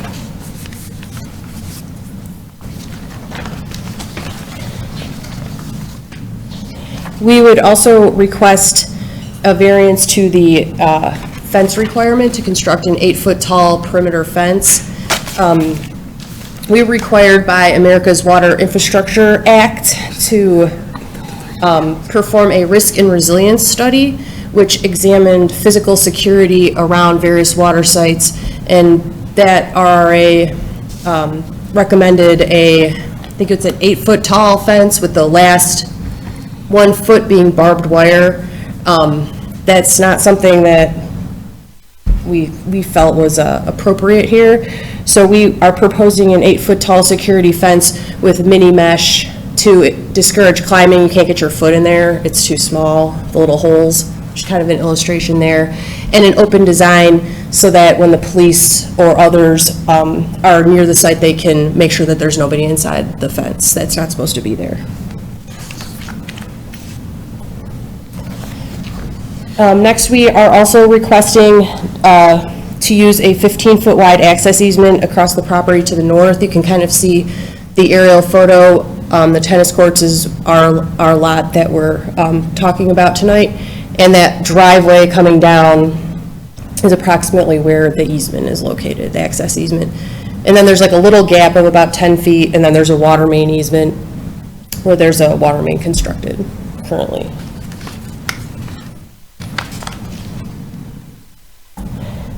Tank height. Here you can see an image of the tank.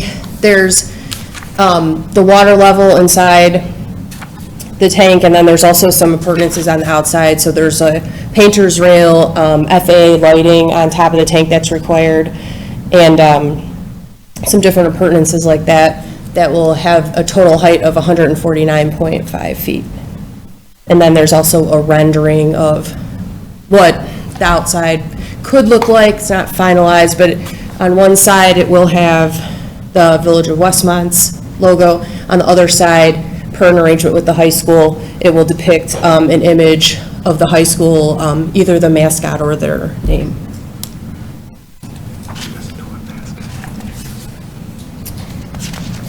And finally, we are requesting a subdivision to create the two lots, the larger high school lot and the smaller lot that we would own for the water tank.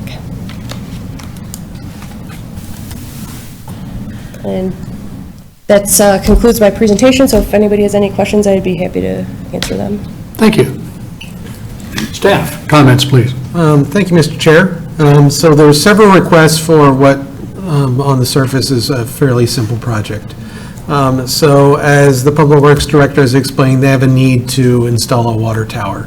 Village of Westmont zoning code pretty much lets water towers in any district. We don't have a specific district for public utilities. It's basically they can exist in other zoning districts subject to certain conditions. In this case, the property is zoned residential, so it's a special use. So when you're considering special use, there's obviously the laundry list of standards that we look at, including traffic and some other measures. We can go through those. They were listed in your staff report if anyone wants to go through one by one. In order to construct it, obviously, we have a height requirement of non-residential structures in the residential district of just 45 feet. This is at approximately 150 feet, so it exceeds the requirement there, so a variance is needed in order to construct the tower. We have a requirement in residential districts that fences are no taller than 6 feet. They need an 8-foot fence for the security, so they're asking for a 2-foot variance on the fence. The access width that she mentioned. So whenever we're creating new lots, so we're creating 2 new lots out of 1 lot, there's a requirement that says either A, you have to have access to a street, or B, you have to have a minimum 30-foot easement. So in this case, that lot that they want to create where the tennis courts are does not have access to a street. What actually occurred, if you remember Oakmont Point, which is the old Rockwell or the old server building that's to the north, that redeveloped 4 or 5 years ago when they split the building in 2 and built 2 separate buildings. At that time, Public Works, I'm going to use it again, was savvy enough to approach the property owner and say, hey, can we get an easement across your parking lot for a potential water main, because we're looking at the site for a potential site, and they agreed to it. So at the time they agreed to a 15-foot easement, no one realized that there was a zoning ordinance that when you create a lot, you need a 30-foot easement. So that variance they're requesting is they only have 15 feet, they're asking for the difference between 30 and 15, or 15 and 30 feet. So that's what that request is there. They just don't have the minimum access width to get there. They have the appropriate way to get to the site. They have the appropriate width they need to run the water line. It just doesn't meet the minimum that the zoning code has to say to create a new lot. And then lastly is that plat of subdivision. So they are creating a new lot. It meets the minimum standards in terms of size and depth. It's landlocked. and that's what makes it a little bit unique and odd. In this case, there is no site plan approval, so whereas on the last case, we had a site plan approval, because it's in a residential district, the site plan approval is not required. So that's why you have some general locations of where it will be in a site plan, but the actual approval of the site plan is not required from this. And then no stormwater detention is required because they're taking essentially 100% impervious tennis courts and greatly reducing that. So it's very similar to some other projects that we've had where it's a great reduction in impervious, which allows them to move forward without having to provide detention. As always, I'm available for any questions. Thank you. Is there anyone from the public who would like to address the board on this issue? Seeing none, let's go to the commissioners. Commissioner Lavoie, would you start out? I knew you were going to ask me to Yeah. go first. How long has this project been considered by the village? I would have to refer to my colleague in 10 the years. back, but About 10 years, a long time is my understanding. I can factually tell you. You know, when I looked at it initially, I didn't know the history. I live right around the corner, and I enjoy my class. I brought this for you tonight. Yeah. So Keep drinking it, the village water. It's almost It's empty. great. Not because the water towers are empty, just because I drank it all. Anyway, you know, I guess I have, is it a water pressure issue? You said volume, right? Yeah, there's I two. don't seem to have water pressure issues at my house. I live right on the corner, but Yeah, no, there's an intake on Pasquinelli Drive from DuPage Water Commission. So the closer you are to that, the more energy you'll have, right? The more water pressure. And there's also a function of the size of the water mains. So the smaller the water mains are, the more friction is inside of them that sucks off that water pressure. So the further away you get from where it comes in off DuPage Water Commission, it comes in what, Brian, like 70 PSI?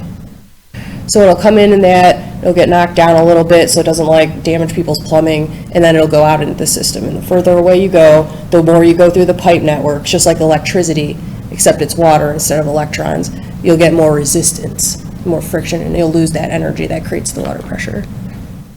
There's also the potential for annexation of the Liberty Park area, which would create Yeah, there's bigger that. demands. So that's where I'm taken back, because in the 10 years I've worked on this project, with Mike Ramsey and everything, the whole idea of the water tower was for the future annexation. This is the very first time I've ever heard of the pressure situation. Yeah, I mean, I there's- always heard, and I've told my friends in Liberty Park, when you see that water tower done, you know it's coming.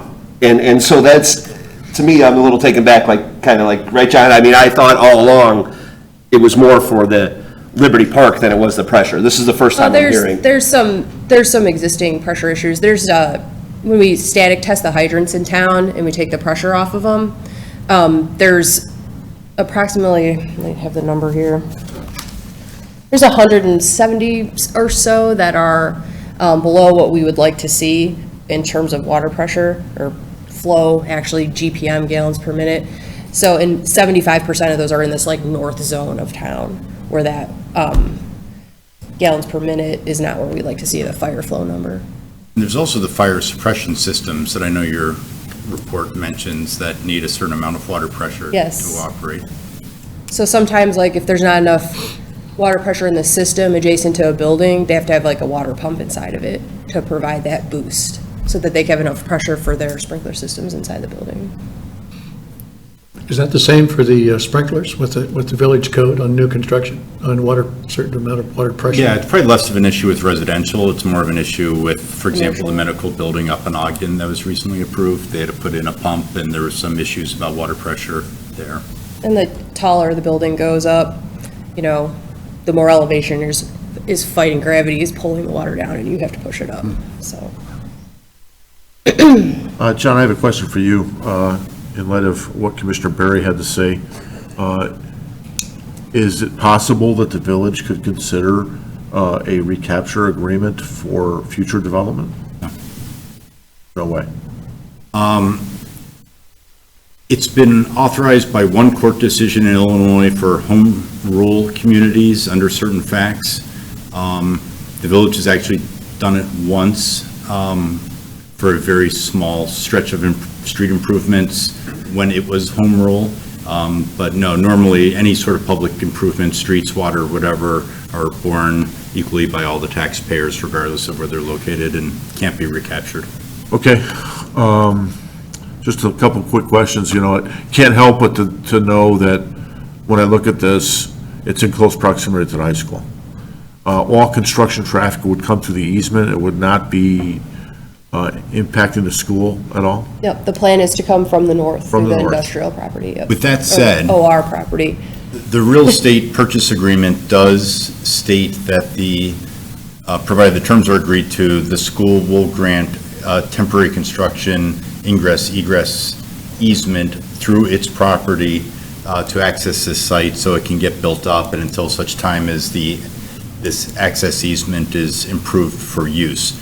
And there've been ongoing, and even as recently as probably last week and this week, discussions about that, but I think, right, the plan is to use that access easement, but having the school as a backup plan, I guess, is potential. And I think there was some terms where the road through the school property would be improved as part of the real estate transaction. So that was kind of, I think, a term also, wasn't it? That is not a term, Oh, but I that's thought it something that was was. discussed outside of the terms Okay. of the contract, that, hey, if you grant us this access, we'll do some paving work for you on your site. But now it looks like that's not going to be Okay. needed. Maybe to be continued tomorrow. We'll can- see. yeah. I think they have a new superintendent now, so. Okay, the security, is the site gonna have any security on there? It will have. It's almost like an invitation, you know, that, oh, there's a new water tower there. you know? It'll have a lot of the standard things. There'll be a valve out there that'll probably have an intrusion alarm on it, which is pretty standard. Yeah. There'll be security cameras out there. It'll be locked. The police will patrol it. So it's pretty standard. You know, Brian, did you have anything to add there? Same alarm system. Yep. in our other towers. Yep, there'll be intrusion alarm on the door in the base of the tower. So if it opens, someone will know about it, our SCADA will tell us. Some of the water towers have storage below the actual tank itself. You don't show that, but that's something that, are you going to store anything else on the site, or is it strictly going to be the site for the water tower?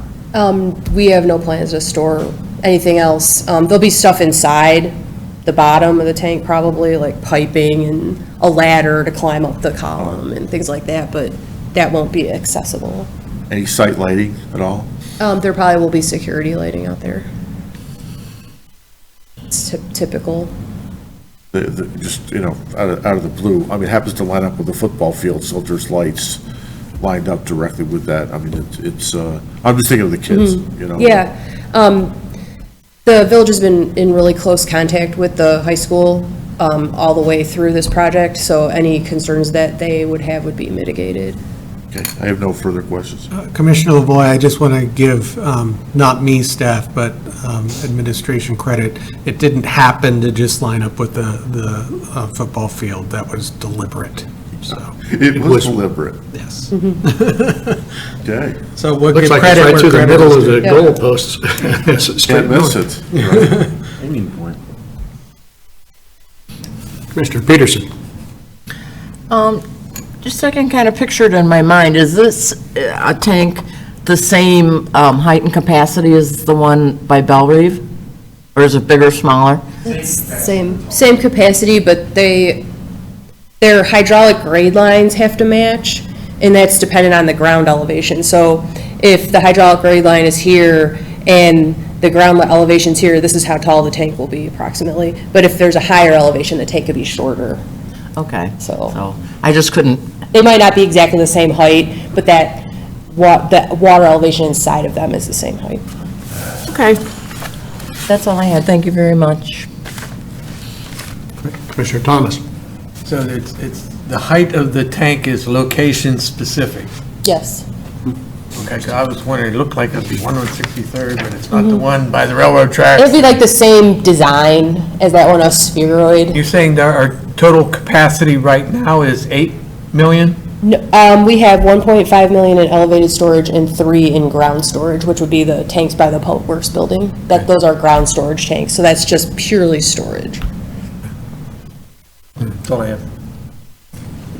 Commissioner Van Buren? Does all of our water coming from the Lake Michigan, does it all go through the water towers in order to get the pressure to come to us? No, the towers will fill on the system, so they'll float on the system pressure. Oh, okay.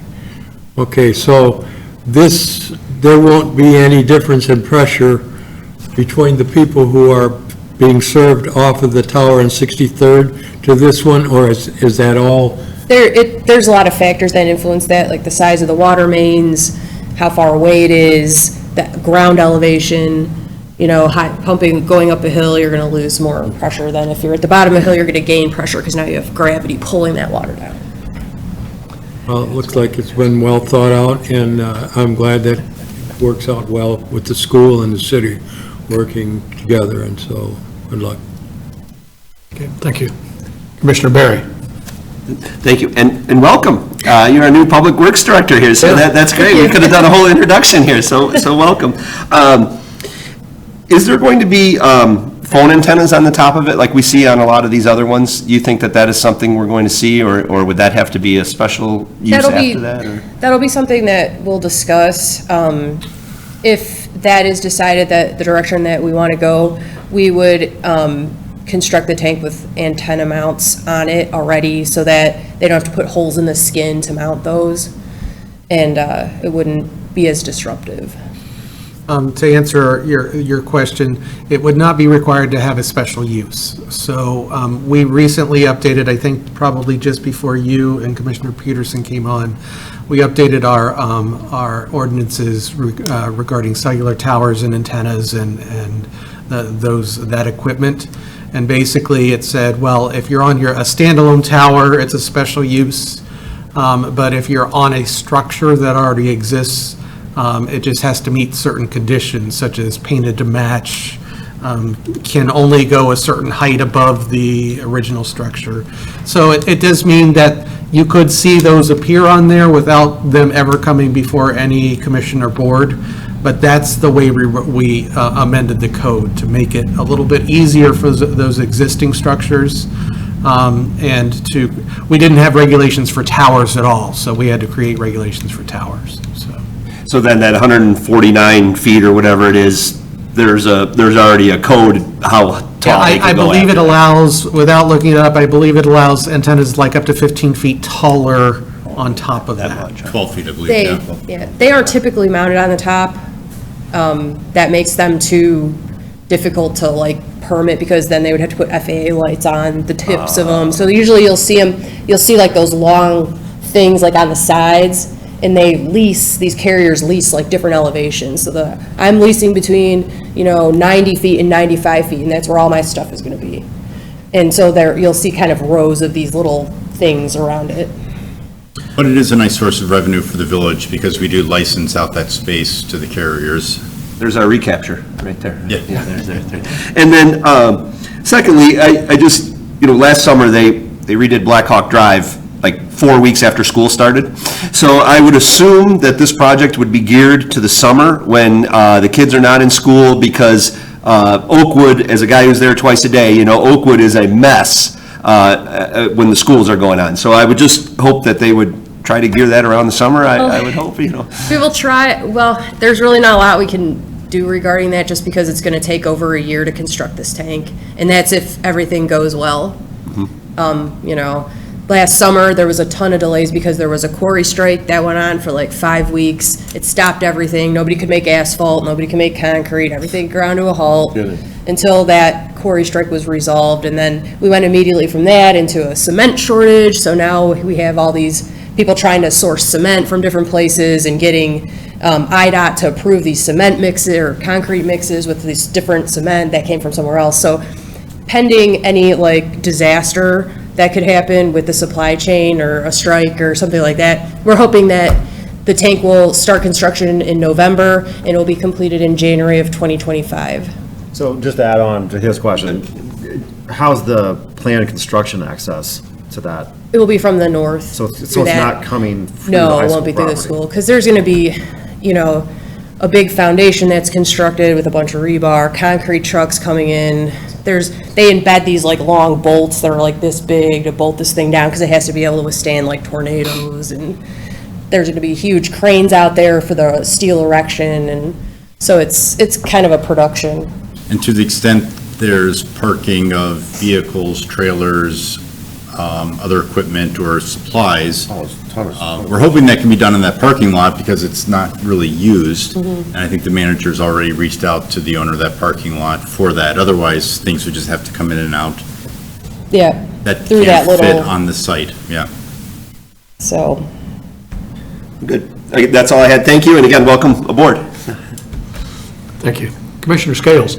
Yeah, thank you. Thanks for the presentation. Actually enjoyed the extra stuff, learning about water pressure and how everything works. I enjoyed that. So a lot of my questions have already been answered. So then, is main access, like for maintenance or regular access, is that coming from the north, or is that coming through the?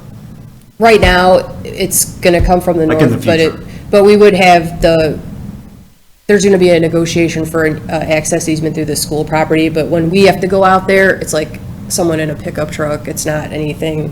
Is that very often? Like, how often do you have to? Every day. Oh, you do have to maintain it every day? Every day. Okay. But the report said like once a day, right? Yep, once a day. Okay. Yeah, it's not gonna be like, any multiple times a day unless there's some kind of problem going on, but. Got it. And if there's cellular companies on the tower, they would have the occasional need to go in there and service their equipment. Yep, and because they have to be credentialed to go in there because we don't want anybody going near like the potable water people are drinking, so. So I guess my last question isn't super germane to what we're approving tonight, but I'm curious, it sounds like it's been in discussions for a long time, 10 years or so, based on the possible annexation of the other neighborhood. You brought up that there's pressure issues. How do you forecast future needs, or do you have a model that does that? Or? Yeah, there's hydraulic models that will forecast that.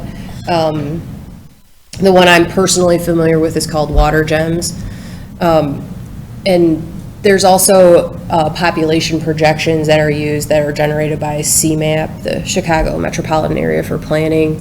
The EPA provides usage, like guidance on per capita usage, different land uses, what their usage is projected. So, the car washes are a category where they say this many square feet, you can expect this many gallons to be used.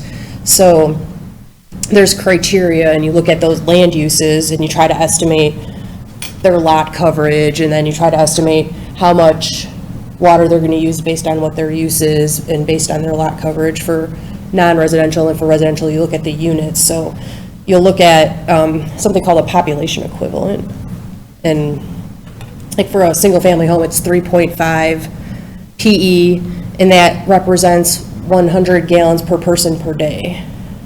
So that's what you could expect water usage to be. Now, nationwide, water usage trends are declining, various reasons, price elasticity, people are more conservation conscious than they used to be. There's a lot of regulations around water saver fixtures in your house and water sense requirements on outdoor sprinkling. So we are seeing nationwide trend of water usage declining. Okay, no, that's interesting. And by the way, our mascot is the Sentinel. Yeah, I'm not sure if they're gonna have like their insignia or if they're gonna have a depiction of the mascot on there. That'd be So great, yeah, that would Still be working cool. with that, but it's gonna face the football field for, Nice. like the school spirit. That's awesome. So, yeah, it should be really, Yeah, really cool at night definitely. especially, so. Thank you, appreciate it. Thanks, Matt. Could you put a depiction of the site plan up so that our home audience could see?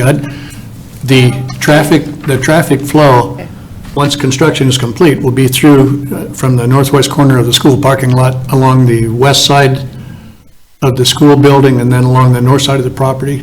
Can you kind of show the audience how that traffic flow will be? It's not coming from the parking lot up on the east side of the high school by the football field. The construction entrance is gonna be here, Uh-huh.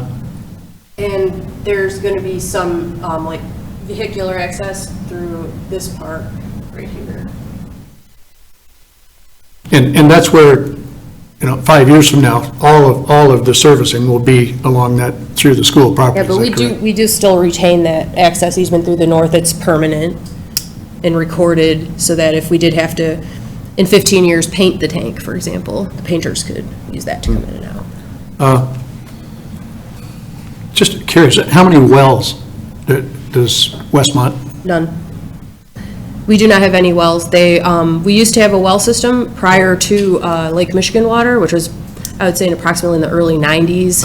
DuPage Water Commission was established in the late 80s, was turned on in the early 90s. So at that time, all of our wells were abandoned. Was that a well or a pumping station just north of Ogden there that facility was shut down several years ago? That was just a pump? Yeah. That was like an emergency backup well that I guess has been capped and no longer The one exists. at- 3 or 4 years ago. The BMW one or whatever? Yeah. Yeah. Yeah. They're very expensive to maintain. You still have to run them and sample them monthly. And it's kind of and they're expensive, so as the pumps and the motors get worn out, electrical gear, you have to replace it all, and it's very expensive. So it's about 50/50. One more question, maybe for Brian, on that the intrusion alarm system, how does that work? What triggers it? Does the gate have to be opened, or? The door has to be open. The door has to be opened to trip that? Yeah, and then you need the code in order to not trip it. And I this, can call and the director of IT will call. all right, thank you. Any other commissioners have any comments? I think Chair's ready to entertain a motion to approve, starting with the first one, request from the Village of Westmont and the Westmont Community School District regarding the property at 909 Oakwood Drive for first, a special use permit request for a utility, public and government use in the R3 Single Family Detached Residence District. I have a motion to approve. So moved, Van Buren? Second, Scales. Second, Scales. Discussion? Seeing none, roll call. Van Buren votes yes. Commissioner Lavoy? Yes. Commissioner Thomas? Yes. Commissioner Scales? Yes. Commissioner Berry? Yes. Commissioner Peterson? Yes. And Chairman Carmichael. Yes. And secondly, a zoning code variance request to increase the maximum allowable height of an open fence. Do I have a motion? Motion to approve, Barry? Second, Thomas? Terry and Thomas. Discussion on the item? Seeing none, roll call, please. Commissioner Lavoy? Yes. Commissioner Thomas? Yes. Commissioner Scales? Yes. Commissioner Berry? Yes. Commissioner Peterson? Yes. Commissioner Van Buren votes yes, and Chairman Carmichael. Yes. Third, zoning code variance request to reduce the minimum access width required for a lot which does not face a public street. Motion to approve, Barry? Second, Scales. Barry and Scales. I have a motion to approve and a second. Discussion on the item? Seeing none, roll call, please. Commissioner Thomas? Yes. Commissioner Scales? Yes. Commissioner Berry? Yes. Commissioner Peterson? Yes. Commissioner Van Buren votes yes. Commissioner Lavoy? Yes. And Chairman Carmichael. Yes. Fourth, zoning code variance request to increase the maximum allowable height of a non-residential structure in the R3 Single Family Detached Residence District. So moved, Thomas. Second, Scales. Motion approved. Thomas and Scales. Discussion on the item? Seeing none, roll call, please. Commissioner Scales? Yes. Commissioner Berry? Yes. Commissioner Peterson? Yes. Commissioner Van Buren votes yes. Commissioner Lavoy? Yes. Commissioner Thomas? Yes. Chairman Carmichael. Yes. And finally, preliminary plat of subdivision to subdivide one lot into two. Motion to approve, Barry? Second, Scales. Barry, Scales.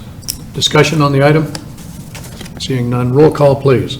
Commissioner Berry? Yes. Commissioner Peterson? Yes. Commissioner Van Buren votes yes. Commissioner Lavoy? Yes. Commissioner Thomas? Yes. Commissioner Scales? Yes. And Chairman Carmichael. Yes. Okay, well, there you have it, Amy. And Brian, thank you for coming, and I guess Thank you. you're already scheduled, I think, probably to go before the village board. And if not, Yeah, because we're going to.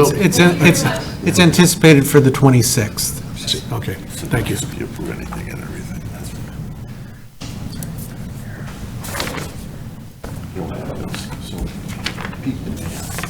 Our final item under new business tonight is PZC 119-2022, a request from the Village of Westmont regarding the following. A text amendment to Section 5.03 of the zoning ordinance to change the default zoning designation for properties annexed into the village from R1 Single Family Detached Residence District to R3 Single Family Detached Residence District. And Mr. Hennefeld, I believe. Yes, thank you, You're Mr. right. Chair. So it's late, but I can keep you here as long as I need to now, so. So what's before you is a text amendment to our zoning ordinance. Whenever land is annexed into the village, and annexations don't come through the PZC, they go directly to the board. And obviously, there are state requirements for annexation and noticing requirements that occur. Whenever a property is annexed into the village, and that's whether it's voluntary, which is the property owner is requesting to come into our village, or whether it's involuntary, which is where we are exercising a right to capture someone into our village, it has to be zoned when it's brought in. And municipal ordinances can dictate what that zoning is. And so traditionally, and you've heard me say it several times in this venue, that typically that is the most restrictive zoning, which the most restrictive zoning is typically has the least amount of permissible uses and the largest lot sizes. And so for Westmont, that's always been the R1 district. That requires the largest lot sizes of a residential district and the least amount of permissible uses. Really, it's just a single-family residence that can be built there.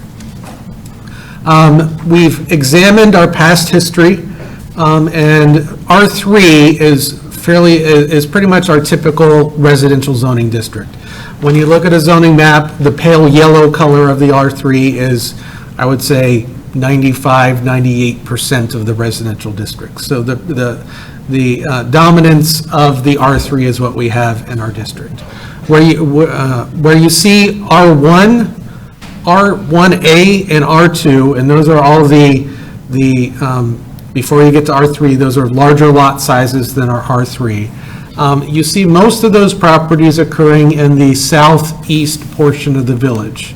This is also the portion of the village that you see the most annexation. So whether it's voluntary or involuntary, when those properties come in, they automatically zone to R1. As some properties over history were zoned R2 or R1A. But basically, that's where you see most of these non-R3 districts. And so staff examined this and looked at and said, well, why exactly are we annexing everyone into the village at R1 when R3 seems to be the standard? And so that's what the impetus of this text amendment is that if we enact this change, when properties come in, they will automatically be zoned R3. So the difference is R3 has a smaller lot size requirement, only 7,800 square feet, whereas in R1, it requires 10,000 square feet. Setbacks are the same, so a home that's built on it would be the same. You can only build a single-family home. It's not introducing new uses. So you might say, well, why exactly are we doing this? And what we're doing this is we're avoiding the necessity to immediately rezone to something other than R1.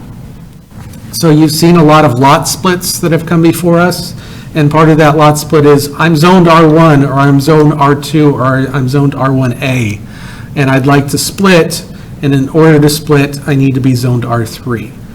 Historically, we have not denied those requests. Usually if there's adjacent R3 zoning, and they have a site plan that's accommodating stormwater, which is one of our big issues, the PZC and the village board have historically always said yes to those. So what we're doing is we're just removing a layer of approval for properties, whether they are brought in voluntarily or involuntarily. So a good example is if that Liberty Park was ever annexed under current code, it would force them to be zoned R1. R1 is a 10,000 square foot lot size, or a very large lot size. I should probably check my 15. It's a 15,000 square foot lot size. Well, none of those properties in Liberty Park are 15,000 square feet. They all average about 7,200 square feet. So we basically are zoning them our largest lot, which is inappropriate. So rather than then forcing a rezoning of any of those properties, they would be zoned to the most appropriate zoning that we have in our village. And the same goes on the southeast side of town. If we were force annexing any properties, those would be brought in as a more appropriate zoning than the R1. I'm here for any questions. I can go on and on, you know me, so. All right, thank you. I see no one from the public, so let's go straight to the commissioners. Jill, do you want to start? Commissioner Peterson. Why, thank you. Why isn't it just brought in to what the contiguous zoning is? I'm sure the attorney can correct me, but in that situation, especially if it was a forced annexation, then you don't have a lot of control of what the zoning is. So if you had an industrial property on the edge of your village, and someone bought a big piece of property and said, I want to annex in, and you didn't want it to be industrial, then that meant, if it was just what's contiguous, it wouldn't necessarily be what we want.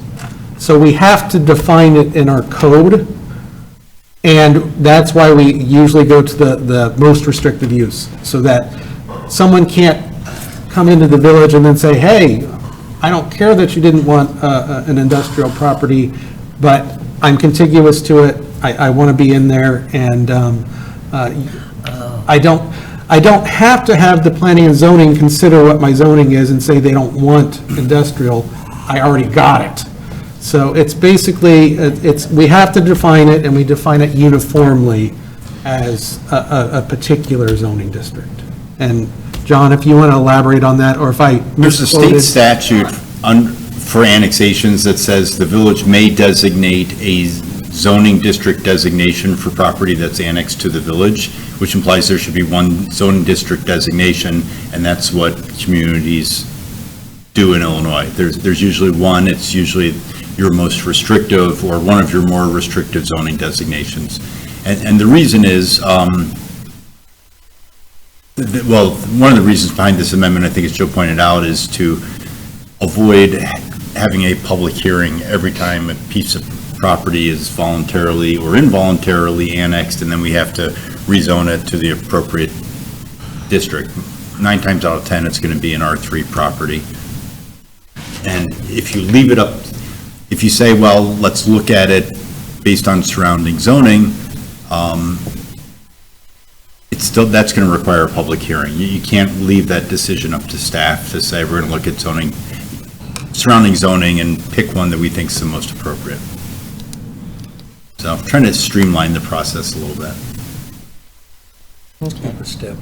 Yeah, and it saves some costs. If someone voluntarily annexes, we would then tell them, you should rezone to the R3 based on your lot size so that you have a conforming lot. And that costs money. So I'll give a quick example of something we see quite often is in the southeast of town, if someone wants to annex into the village and they bought a piece of property because they want to split it into 2 lots. And we see 2 lot splits here quite often. The reason they come before planning and zoning is not for us to examine the stormwater requirements, because those are all permitting requirements.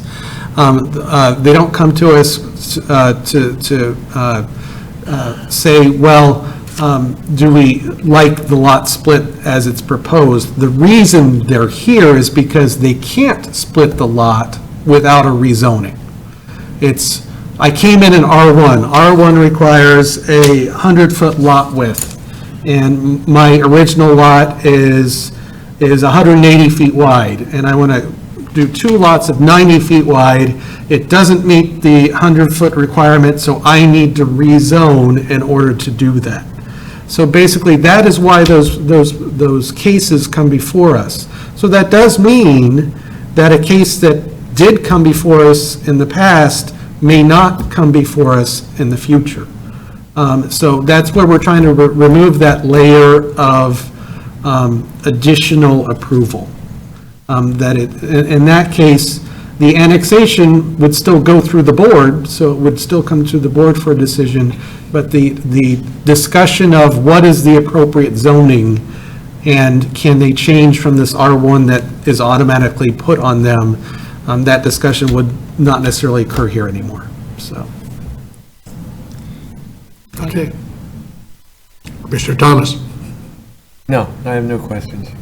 Commissioner Van Buren? No questions. Commissioner Berry? Commissioner Scales? I'm good. That was a good explanation. Thank you very much. I only have one question, and that's for Mr. Zemanek. Do we have any properties in the village of Westmont or surrounding areas that meet the forced annexation criteria? Yes, as a matter of fact, on an upcoming village board agenda, there will be the involuntary annexation of a few properties. There are a few isolated islands of property, mostly on the southeast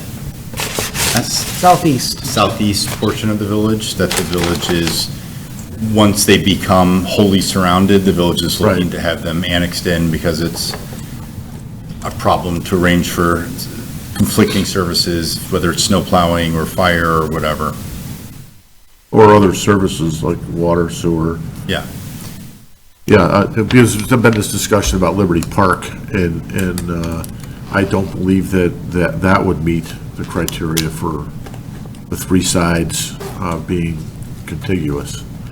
But anyway, I was just wondering if the village has any objectives here to do forced annexation. Well, the village always systematically, because for everyone here, basically, the way that the state ordinance says, it says that you get areas that get surrounded. Because that's what happens as people voluntarily annex, and then you get islands of unincorporated areas that are wholly surrounded by either Westmont or Westmont and Willowbrook, or Westmont and another town. And so the ordinances, the state statutes basically say, well, it's not good to have these little pockets, and the municipality has the right, as long as it's not a huge area, I think 80 acres maybe, it's a small area. Well, that's not a small, but in Westmont, we don't have any areas. Yeah, it's not that much. So even when I worked here 8 years ago, we went through a regular regimen every few years of saying, okay, based on all the voluntary annexations that we've had, have any of these pockets been created, and then do we want to go through the motions to annex those in? And that's why, when you look at our zoning map in that area, it's got a lot of the green areas, which are the R1s. Yeah. And then, when those properties decide to develop, the first thing that they have to do is say, well, we don't want R1. And that's why I wanted to make a note that when those projects have come before us, especially in that area, we haven't had any objections to R1. Now, I'd feel very differently about this amendment if I said, well, actually, 50% of the time, planning and zoning has been very against R3. But no, every time that it's come before, we've always supported the R3, because the R3 is kind of our standard lot in the village. Well, it just leads me to like a state of confusion, because it's something that, like, for example, Liberty Park or the other properties that you're talking about, they're not going to conform to either R3 or R1. So you're basically going to annex a piece of property that's going to be non-conforming no matter what you do. That oftentimes happens. And that's going to exist, right? Yeah. I mean, it's, Well, I think that but why change it in other the words? nonconformities of R1 would be much greater than the Much greater. nonconformities of R3. And that's the point, right? Particularly I the get front it. yard setback requirement is Yes. pretty onerous. I get it. I'm good.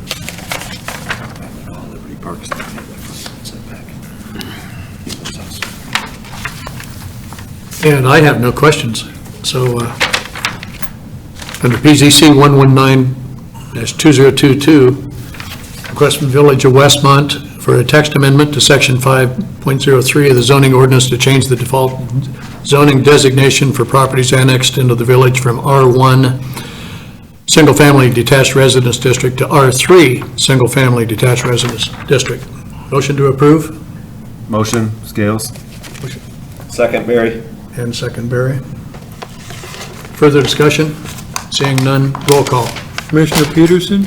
Yes. Commissioner Van Buren votes yes. Commissioner Lavoy? Yes. Commissioner Thomas? Yes. Commissioner Scales? Yes. Commissioner Barry? Yes. And Chairman Carmichael. Yes. Motion passes. That's it for the new business under miscellaneous general updates. Joe, would you cover any potential special meeting dates? Well, at this point, we haven't, thank you for everyone for responding for special meeting. We got all the information we needed. We haven't made any decisions at this point. The next meeting is still scheduled for February 8th. I don't know that I have any agenda items yet, so just stay tuned to see if we have any items for that meeting. I think that's all I have. Anybody else have anything? I would point out that starting the week from tomorrow, the 19th, for 10 days, is Westmont Restaurant Week, and it's been a very successful time, and there's a lot of restaurants participating this year, so everybody take advantage. At this point, Chair would entertain a motion to adjourn. So moved, Barry. Second, Scales. Scales, all in favor, say aye. Aye. Aye. This meeting is adjourned. Two people before they leave. Or you, I just